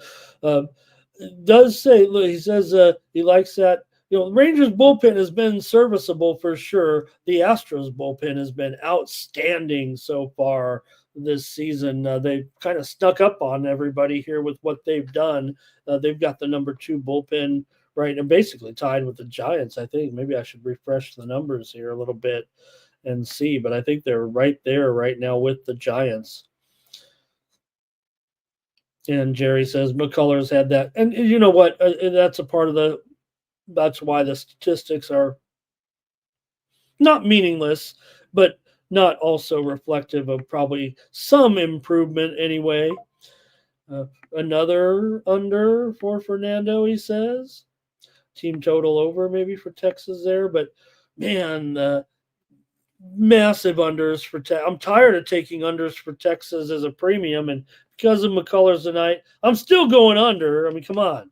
I might not stop going under until we give all the money back that we've made over the last month with these Rangers unders. Anybody who subscribe, I've been running them mostly as my high roller picks over there at Tony's, these unders, man, on Texas games. But I'm going to take it as my free play here because of the McCullers factor. But again, they'll get into that Astros bullpen, and that Astros bullpen is good. No doubt about it. So let's see here. Jermaine got his Friday stats going on. Blue says the Astros bullpen is struggling here. Okay, I maybe I'm not looking at the short term. I'm looking at the big picture here. But when you got a 2.69 bullpen ERA right now, that seems pretty good.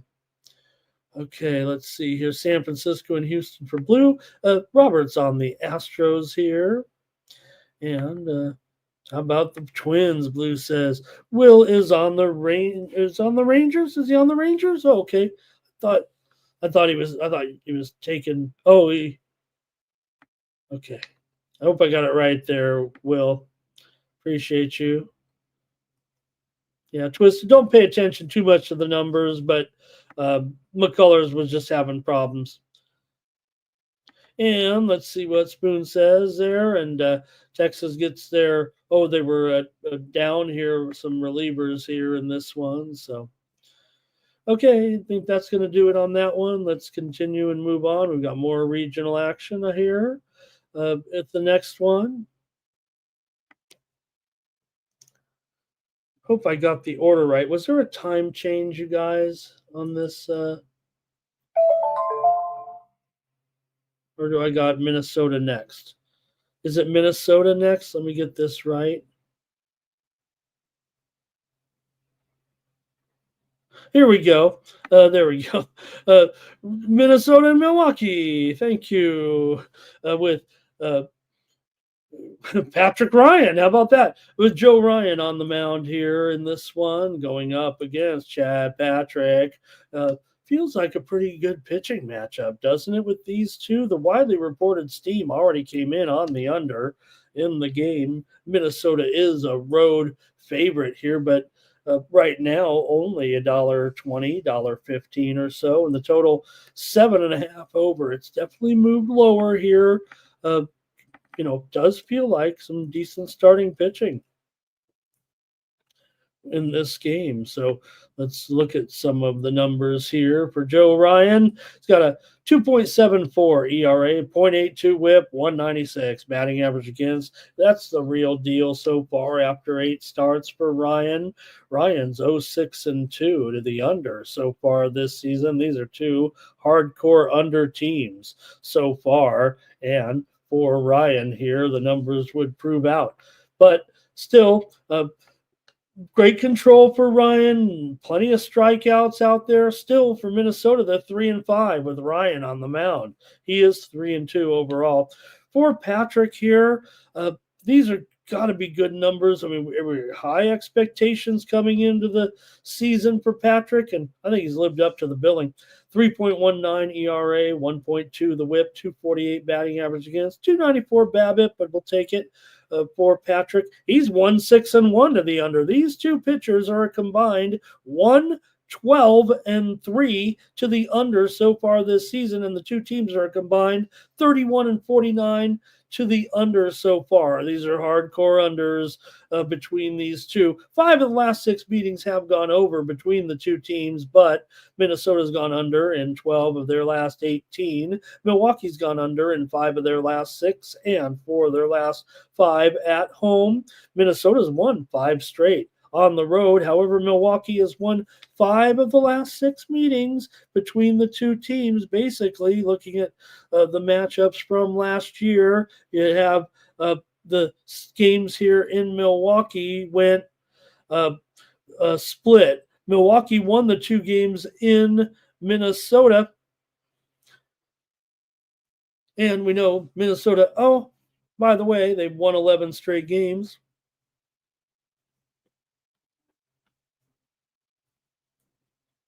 Coming into this one, let's go to the chat before I yawn. I'm not bored. But we had to get up a little bit early. I was whining about my internet being down 16 hours. And if you're an internet sports analyst, you got a lot of work to do if you miss 16 hours in the middle of the week. So I definitely was paying the price there a little bit, trying to catch up. Let's go to the chat. You guys are ready in this one. You guys are big time ready.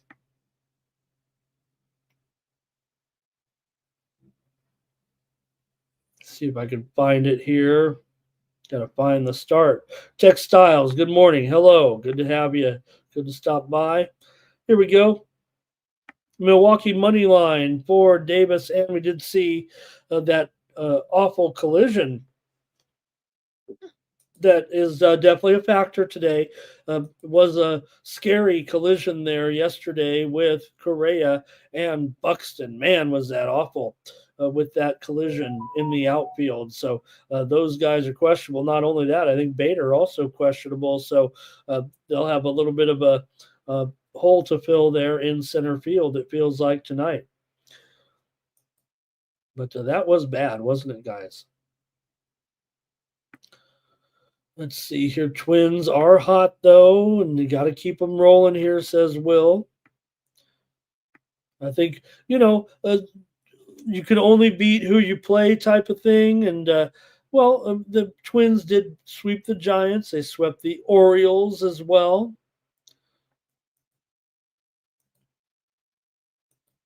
Let's see what else we got here from you guys. And just Spoon's talking about that Houston, Texas game. Great game. Nothing you can do. Two good pitchers. Going to be some ball. Whatever happens in that one, I think, yesterday. Twins lineup will be a little bit shaky. And look at the comment here from Twisted talking about the match right now there with Alcaraz, but Musetti with up a break here. This feels like the one we need to get that set. And keeping an eye on it here for sure. But Alcaraz serving down already 3-1 in the second set. So let's go Lorenzo.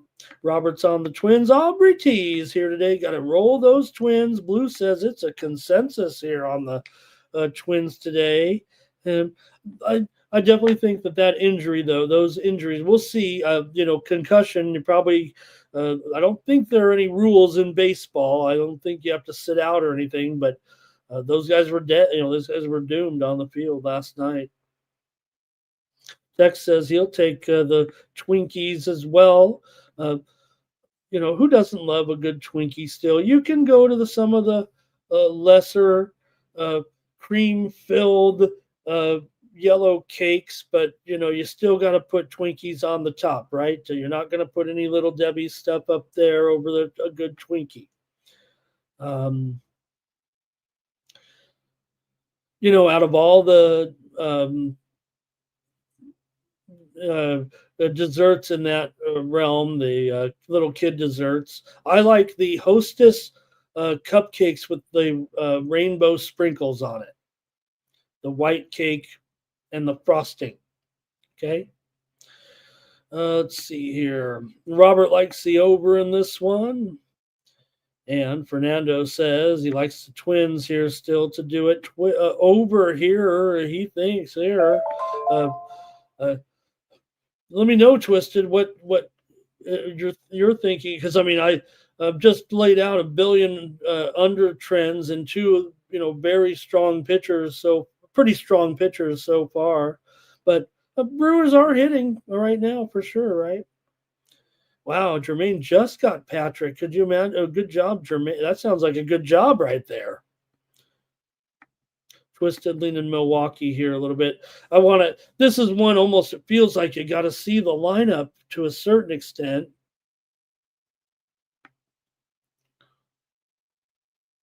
System play. Blue is on the Twins.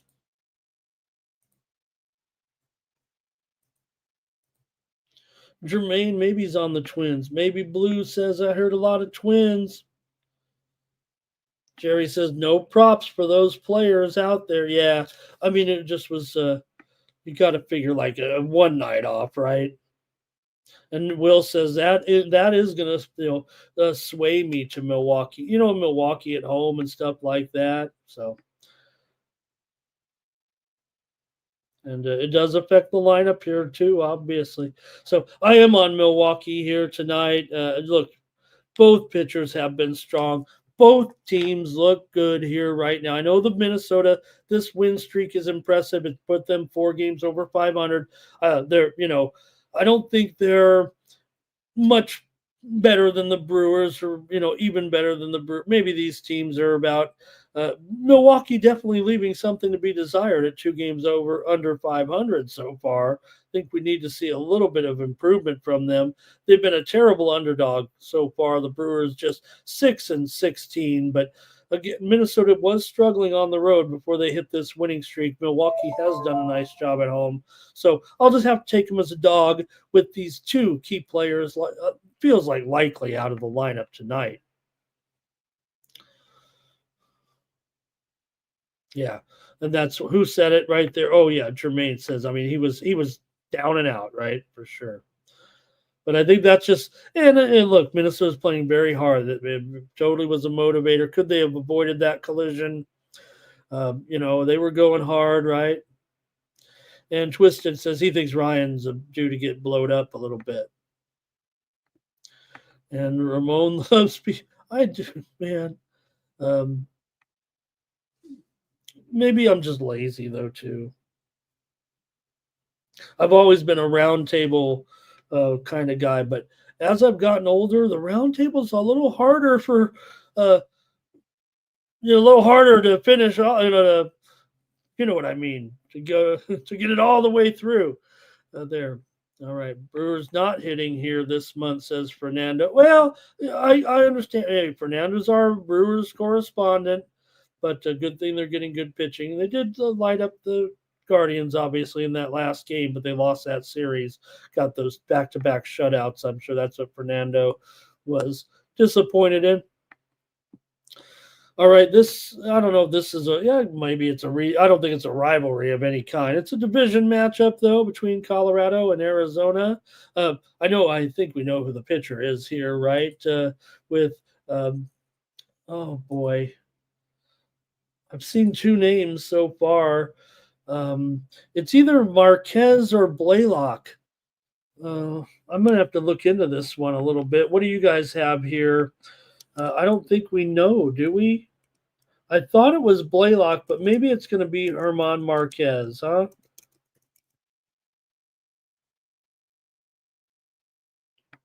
Or is there a... Oh, boy.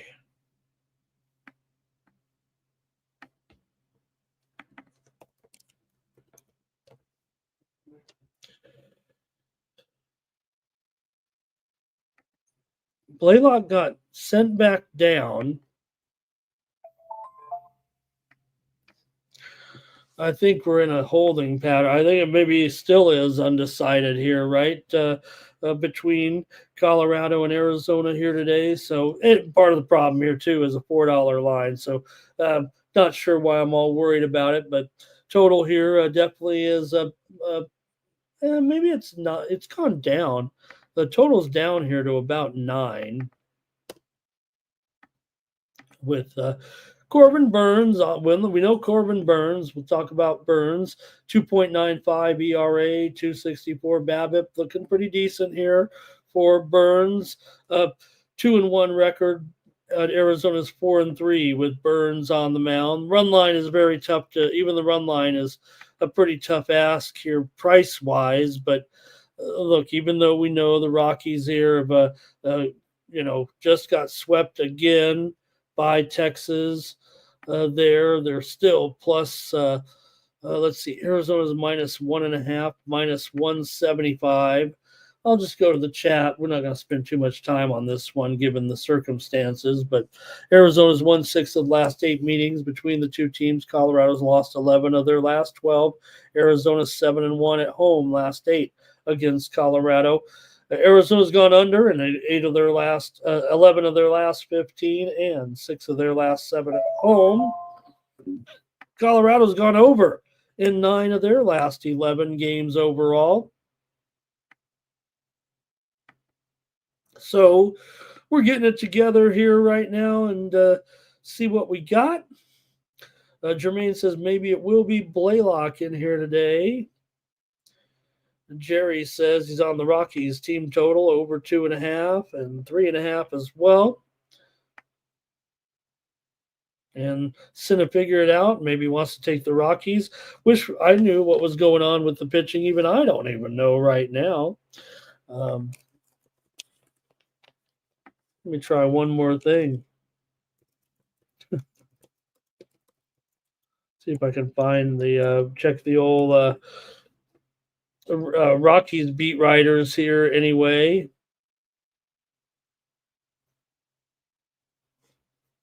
Could end up just being a bullpen game right now, but is it Marquez coming?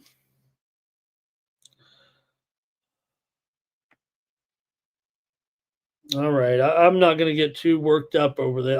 I'm going to take Arizona on the run line. If they don't know and I don't know, then how are we going to get going here in the pitching matchup, right? Will's ready to go a dime here on the Rocks.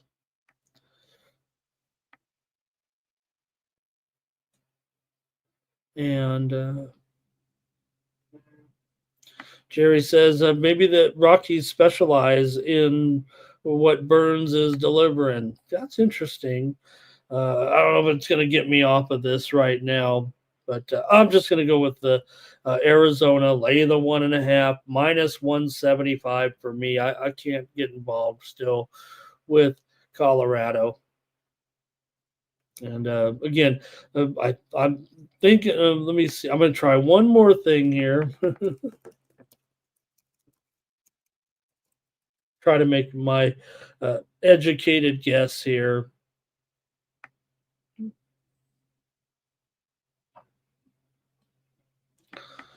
All right, I don't think I have it, or anybody else even has it. I mean, even the beat writers aren't really saying too much here on the about the matchup today.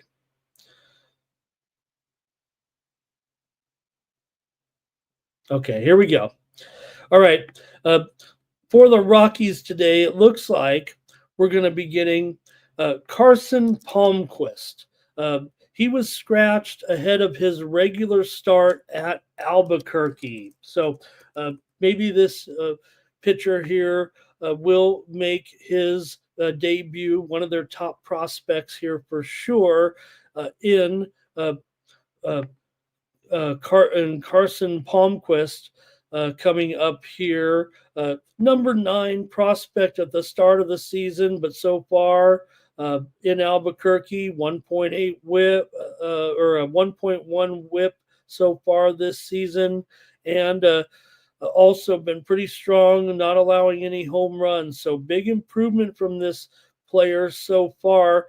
He did have a 13 strikeout game last July in AA. He was immediately promoted to AAA at that time. He's from Miami, 22 draft pick, number 88 overall. So another call up here. And you look at, with Dolander, they're for the Rockies, they're starting to try to step it up here with these young players. We've already seen some of those young guys, right? Like Amador and the pitchers as well with Hill and Agnos. So Rockies here. Look today, I think this one sounds pretty good. Let's update the graphic as well. I knew we'd get there.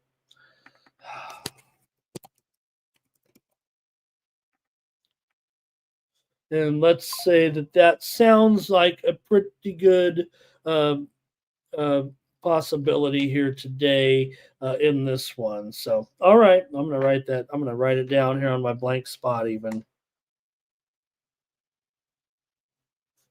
And let me at least make credit here onto this one.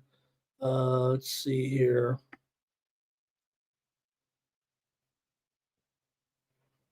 All right, I guess just yeah. Okay. Well, we're going to be going with that for sure there with Palmquist here, there in that one. Okay, great. I knew we'd figure it out. Oh, let me get your any more comments there. Twins was a consensus. Was the other one? Thank you. Okay, I still have it as 4. Okay, Arizona run line for Twisted. Not much from you guys there on that one. Okay.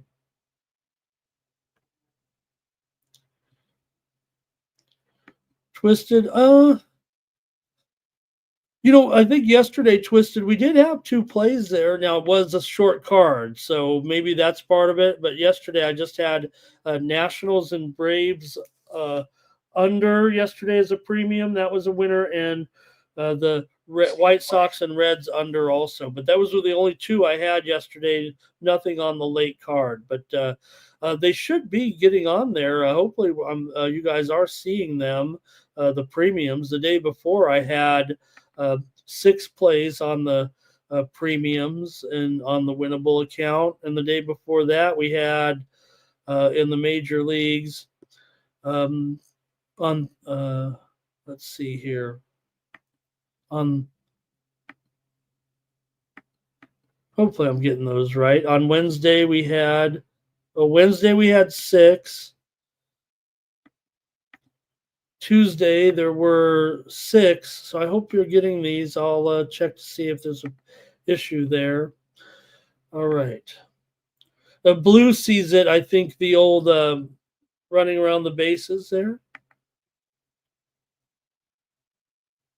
All right. I guess that's it there. With that one, let's go. We're almost done here, guys. Seattle taking on the Padres. Not necessarily a regional rivalry, but these two have established an interleague rivalry because they share the same spring training facility. And if you didn't know, they compete for the Bettor Cup, the Eddie Vedder. It's not a real trophy, but of course. Eddie Vedder had the ties to both cities, so they kind of have a little fun with that there. And who's pitching? Well, Evans is pitching for the Mariners, that's for sure. Pretty darn sure, anyway. Here in this one, so let's get to it. For Evans here and the Mariners coming in, Evans has a 6.6 ERA. 1.67 whip, 340 BABIP. Not great so far for the youngster, but he's gone over in all 3 of his starts. Going up against Kolek, story's a little different for Kolek here. No ERA in 2 starts, 0.9 whip. Pitched a complete game shutout already in his career here. 1.188 batting average against and a 243 BABIP. Maybe overshot his expectations a little bit for Stephen Kolek here, but nonetheless a great start to his. Well, I don't want to say he's pitched a little bit in the major leagues for sure. It's not like he's come out of nowhere here, but for Logan Evans here, numbers are a little bit elevated for sure. Seattle's 25-15 to the over so far this season. They come in 4 games over 500 with good offense for sure, averaging 4.8 runs per game. Seattle just had a series loss to the Yankees where they lost 2 of 3 games coming in. Padres, meanwhile, won 2 straight here over the Angels. Padres are 16-5 at home this season. Meanwhile, the Mariners have lost 7 of their last 10 games, but they have been a pretty big over. Padres are 8-12 to the under at home so far this season. Seattle's won 5 of the last 6 meetings between these 2 teams overall. Coming in. So Padres have won 10 of their last 14 overall. Seattle's lost 5 of 6. 10 of the last 12 meetings between these 2 teams have gone over. Padres have gone over in 5 of their last 6, including 4 of their last 5 at home. Seattle's gone over in 13 of their last 17 games coming in, and Seattle's won 6 of their last 8 overall on the road. Let's go to the chat and see what you have in this one between the Mariners and the Padres. And let's see what we got. But Will said there is a trophy for the Bettor Cup. How about that?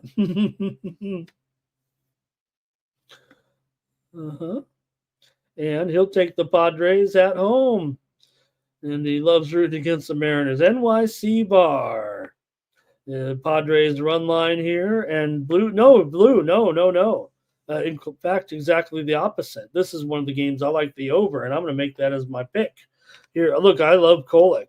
I think this has been exciting, but whether or not we'll see it against this Mariners lineup, him throw a good luck to him tonight, pitching a complete game shutout against these guys. It feels like I'm going to take the over as my play here in this one. Current line right now is Padres are minus $1.45 right now for sure, maybe $1.50, and the total 8.5 over 20. So I think we just leave it at that.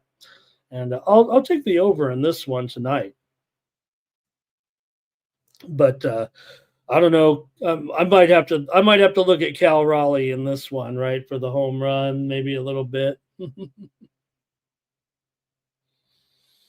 All right. Musetti got a penalty for hitting the ball out of the stadium here. I hope he doesn't blow it here.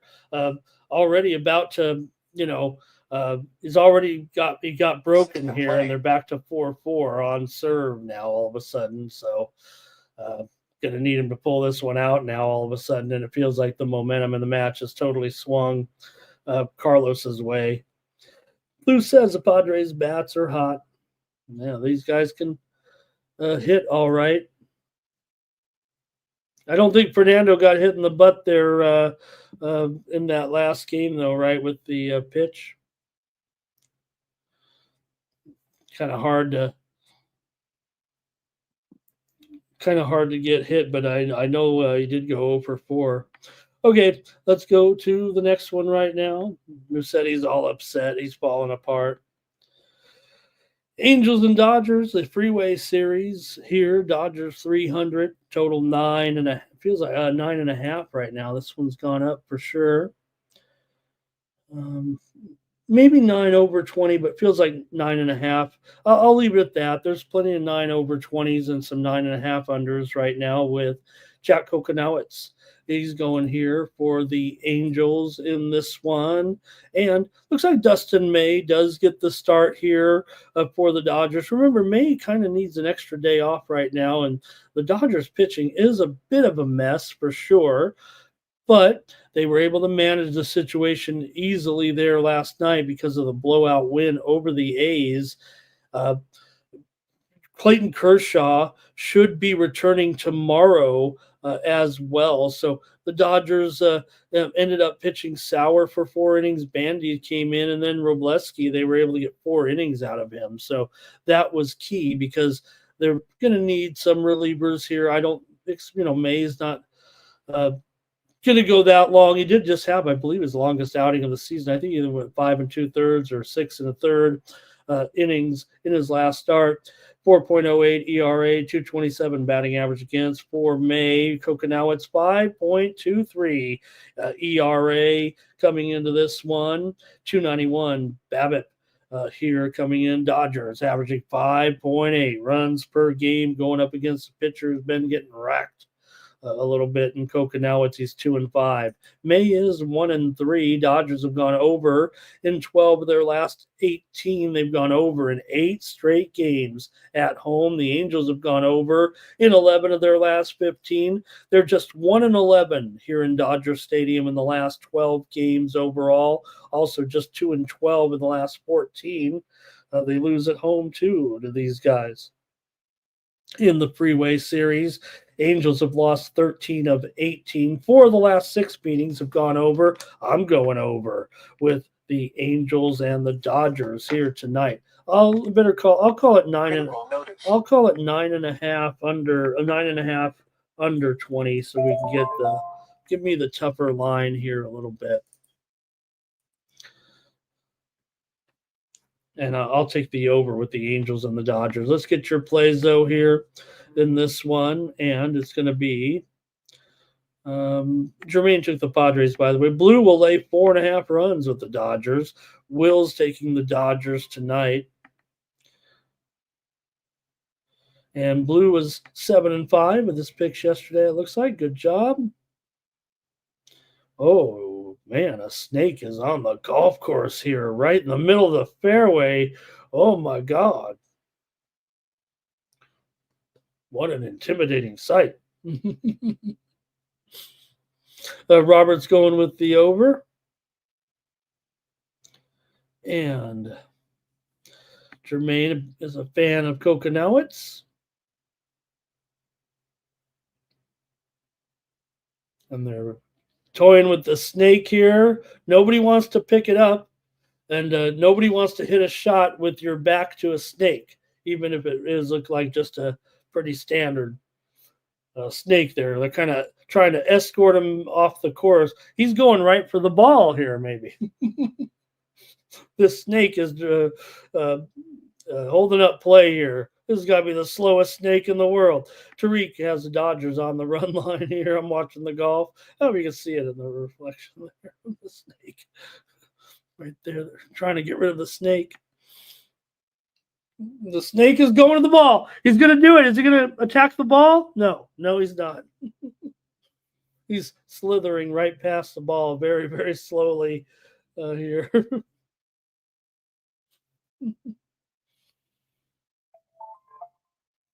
Now he can he can take his shot here, um, because the snake's in front of him anyway, so he can see the snake.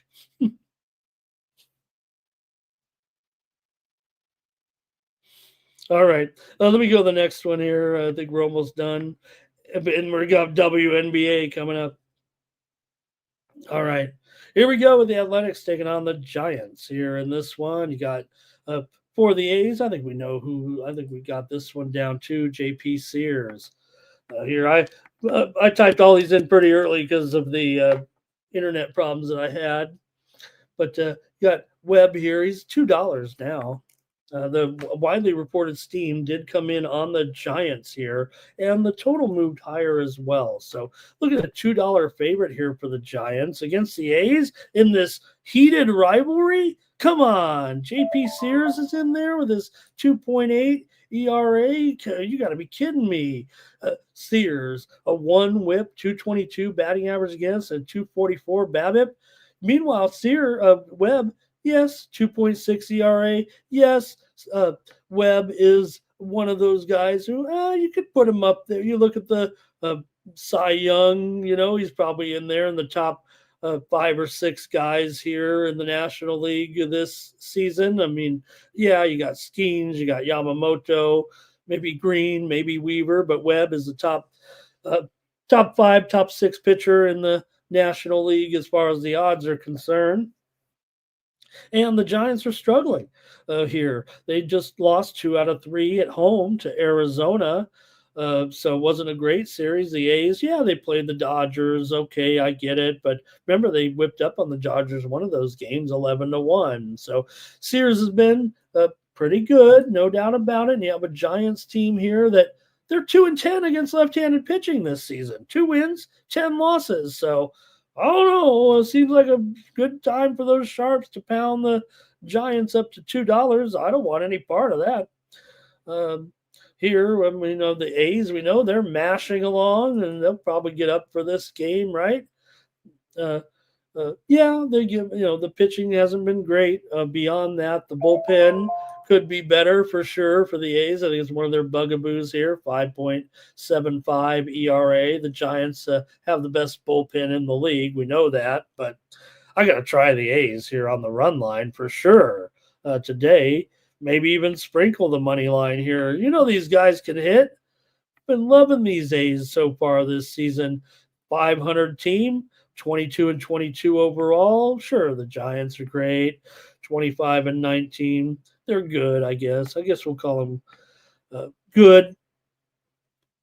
But at plus 1.5 and oh man, minus $1.40. I wasn't expecting quite that there, but I'll do it.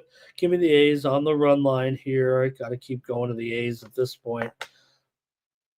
And we'll see what you guys got here. I think that's it for the baseball segment, though, unless you want to cover a little bit of the numbers here in this, regional rivalry series. Athletics have actually won 4 of the last 6 meetings between the two teams. 5 of the last 6 meetings between the two teams have gone under, including 4 of the last 5 when meeting here in San Francisco. Giants here have gone over in 4 of their last 5 games overall. The A's have gone over in 7 straight here, but it feels like a pretty good pitching matchup from the starters. And then, if you get any work out of Sears, they can kind of shore up the bullpen a little bit. Got some steam coming in right now on the Texas Rangers here today. The Rangers, like I said, they were $1.75 or $1.80, but right now the Rangers are up to $1.90, $1.95 or higher. I would imagine we're going to get to $2. If you like the Rangers at that big price, the time is now to hit them before they go up even further, but you're still dealing with a $2 favorite.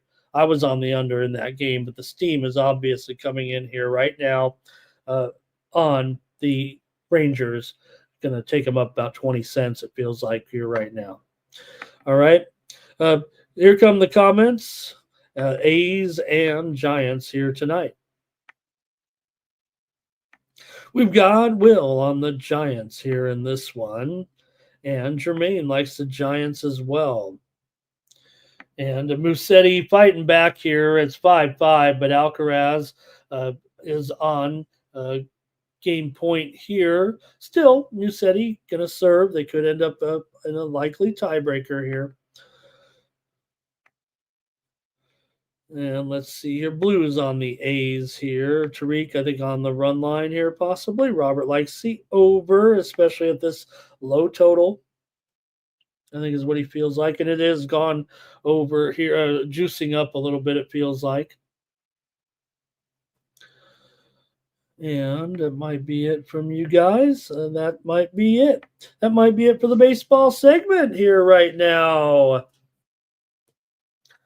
So thank you very much, everyone. And let's get to right now the WNBA season openers here tonight. And we'll go over a couple of plays here today.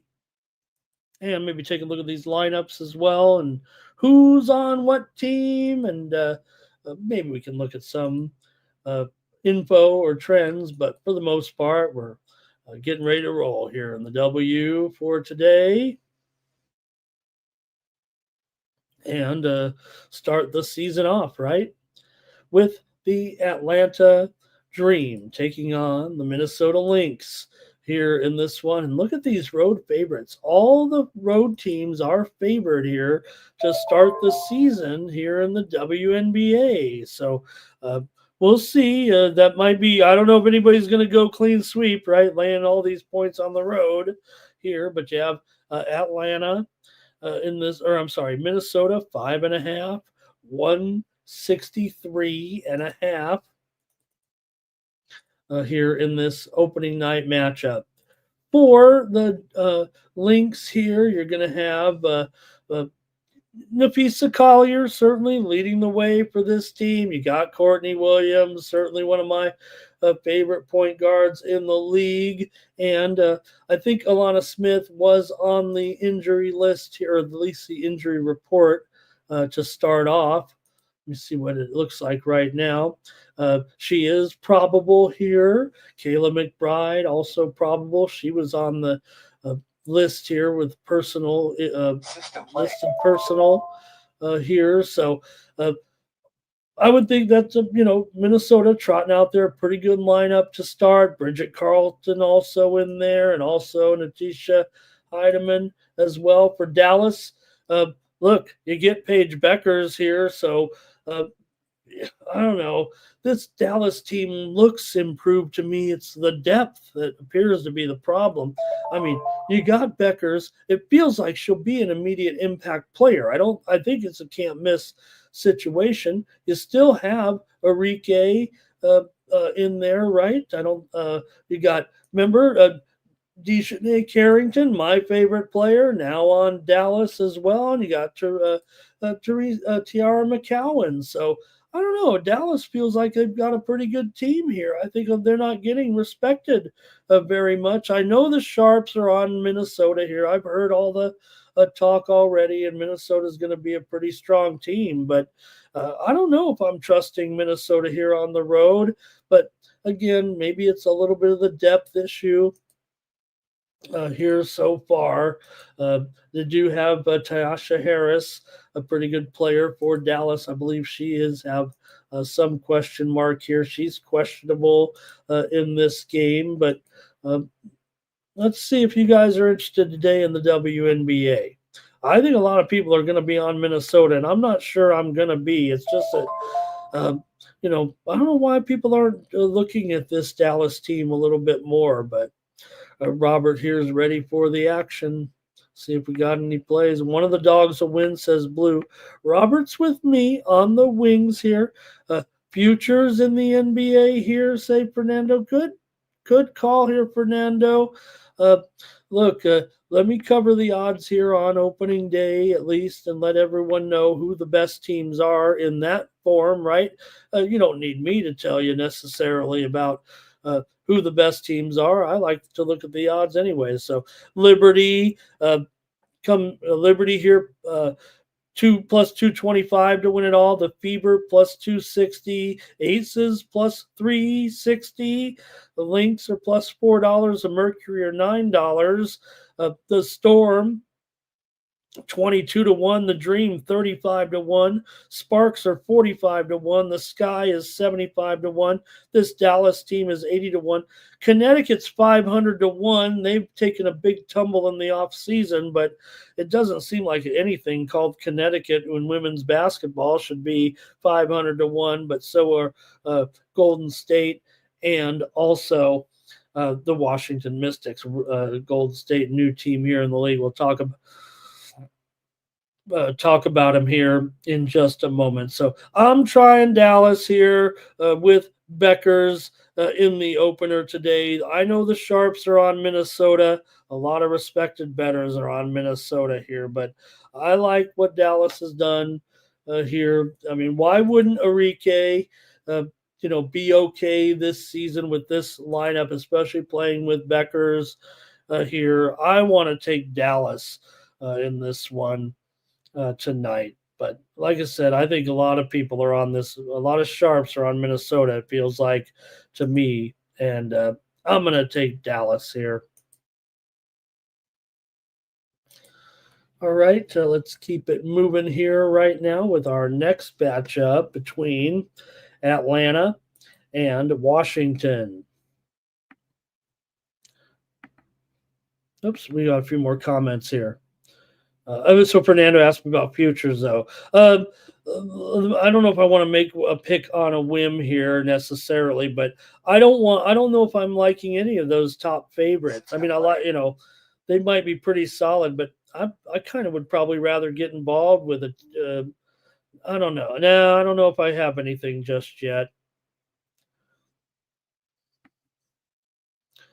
All right, Billy Eagle Flyers watching the action in the World Championships here. Thank you. Let's go to the next one here with the Dream taking on the Mystics here. And look, tough matchup here too, right? I mean, nobody respects Washington here this season. I mean, I know they got pretty bad there at the end, but they still are okay defensively with this lineup. But the widely reported steam did come in on Atlanta here. They're up to 7, and the total maybe 156 here. Atlanta is going to trot out a lineup there today. Good balanced lineup, it feels like. You got Ryan Howard in there still. You've got Alicia Gray certainly running things. You've got Brittany Griner now on Atlanta. So Atlanta's taking a lot of action here in this matchup. Washington not running out too good a team there, it feels like. You also have Brianna Jones right now on Atlanta. Jordan Canada is going to be on the injured list here, I believe, or injured anyway to start the season, out tonight. For Washington, it looks a little bit thin for sure between Brittany Sykes certainly has got to be the star of the team. You've got Emily Engsler as well. Tough matchup against Atlanta, especially in the guard spot going up, because you got Walker Kimbrough, don't forget, on Atlanta, very good defender. Stephanie Dolson, she'd probably be someone you want to get the ball to against Brittany, to be quite honest. You think of Brittany there, but she doesn't really, she can block shots, but she's not too as physical, I would say, as she used to be. But also, though, the Mystics have, big time injuries to start the season here right now. And I think that's part of also their problem coming in. Now, Shakira Austin is probable, but Aaliyah Edwards questionable. And I'm not sure about Edwards in this game. From reading, from what I saw, I would think Edwards right now might miss the game. So, listed as questionable, but man. Okay. Anyways, a Dream for me. I'll take the Dream. I gotta lay this. I gotta lay these points on the road. A Dream in a blowout over the Mystics here to start the season. And here we go with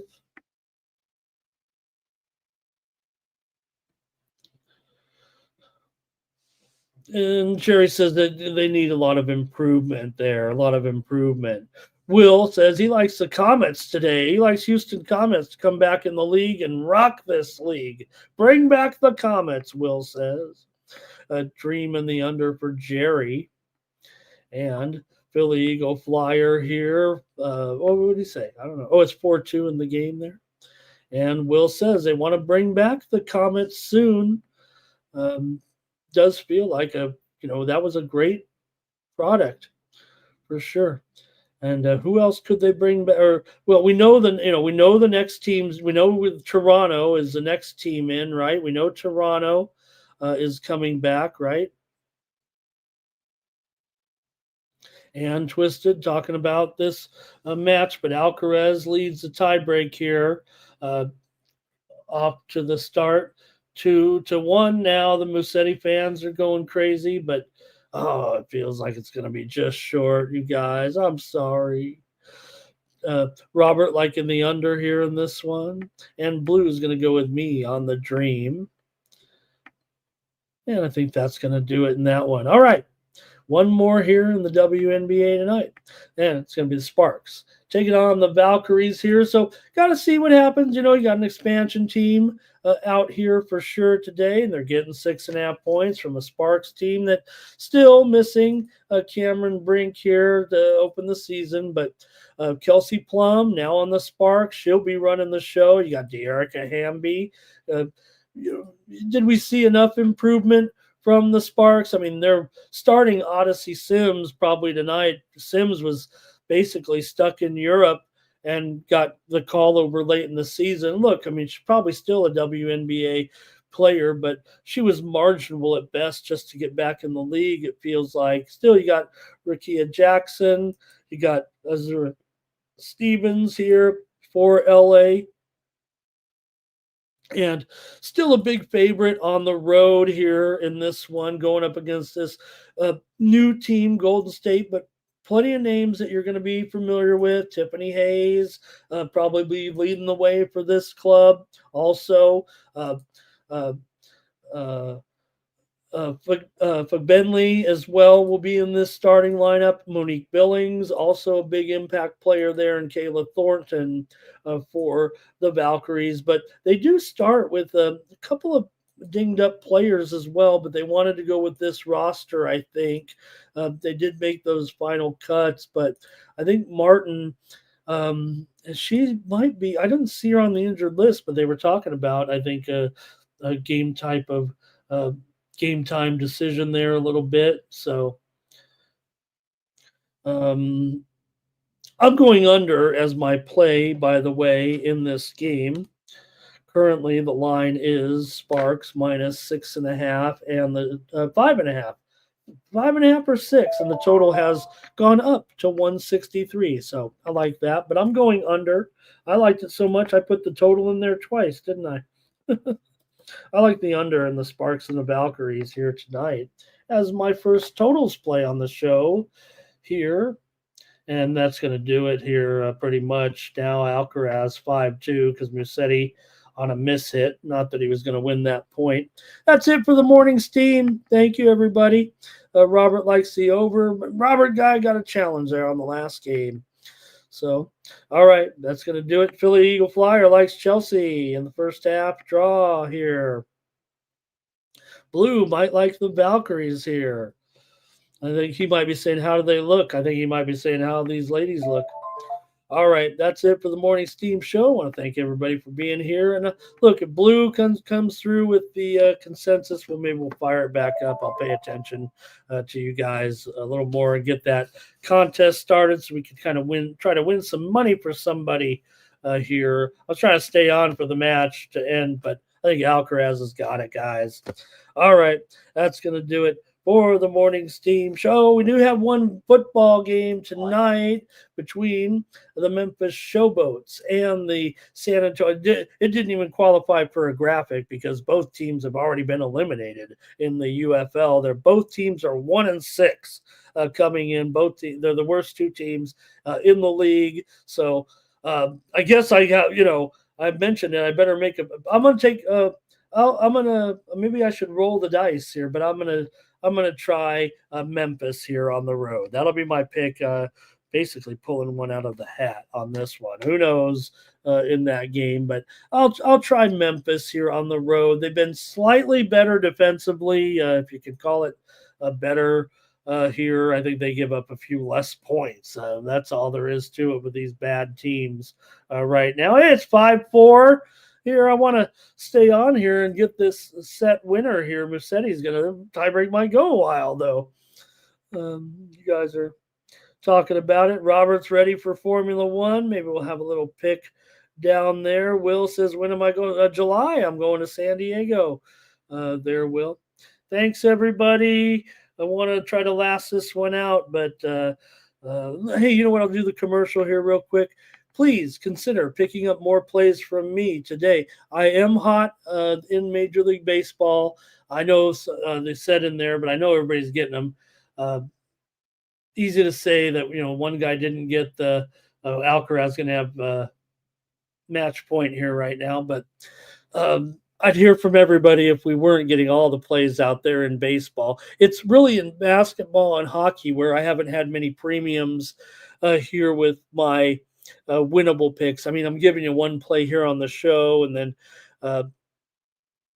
usually the high roller play over at Tony's there in the NBA and NHL. So I still think you get your money's worth with me here. 56 cents a day, college baseball, other sports as well. And we're going to add some WNBA in there too. So again, this is how you support me here on the channel, by subscribing to my Sports Money Premium Picks. Go over to winnable.com/Ramon. Carlos closes it out. I lost this one.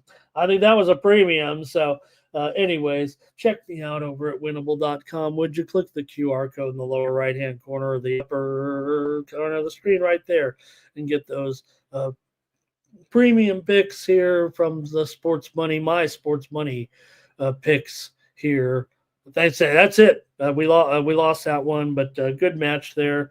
Mussetti hung in there, and Carlos is going to the finals. There is a match here later today with Sinner and Tommy Paul, and I'm already on the record. I think I was on a show yesterday. I said, take Yannick Skinner and lay 5.5 games. I got to think at minimum 6-3, 6-3 at best here, the way that right now Yannick Sinner, first tournament back, he's absolutely smashing it. Absolutely destroyed last match, 6-1, 6-1. This one should be tougher in the semifinals, but I'm going to take Skinner. Paul's look good. I'm going to take Skinner to rock Paul today and cover the game spread in that one. He's minus a dime, so I'm trying to work it out here to get it down to a pick-em, and I'll take Yannick Sinner in the second match in Italy. All right, Abel's got his West Up parlay. Great to see Abel there. Jermaine says it's raining in Philly. Let's not get any rainouts, huh? And that is it. All right, Will, we're going to rely on you. Come on, join me for my show here this year. You do some work with me. Let's have some fun. All right, that's going to do it for the morning steam. We're back tomorrow, 9 a.m. Eastern, 6 Pacific. Mikey Money will be here with you today, 6 p.m. Eastern, 3 Pacific. Check out all of our extra programming here on the Sports Money Network right now, including our UFC previews. We have First Strike from the guys up with their 3 best plays. Also, Mikey was with me and VB this week on VB MMA Picks. So please check that out as well as part of your preparation for UFC Fight Night this week. Burns versus Morales. My man Michael Morales from Tijuana, Mexico. He's an Ecuadorian, but he's fighting out of Tijuana, 17-0, undefeated, going up against the veteran Gilbert Burns. Make no mistake, Burns is on the marquee first, but it's Morales, the big favorite over Burns. We also previewed some other fights as well. And watch our live coverage on Saturday. I'll be on there. They've invited me back despite my bad picks there in the main card last week. Why would I go against these guys? Anyway, check out the program. Also, NRL picks with Dan and Smypey up here on the channel as well. All right. Oh, a little behind the scenes there. It's going to do it for the Morning Steam. Thanks a lot. And for this Sports Money Network, I'm Ramon Scott. So long. And we make money with sports money every single day. NFL, NHL, NCAA. Stay away from the juice, we might play a parlay. It's the Morning Steam. What? Ramon Scott. Sports money. What? Wake your ass up and let's get to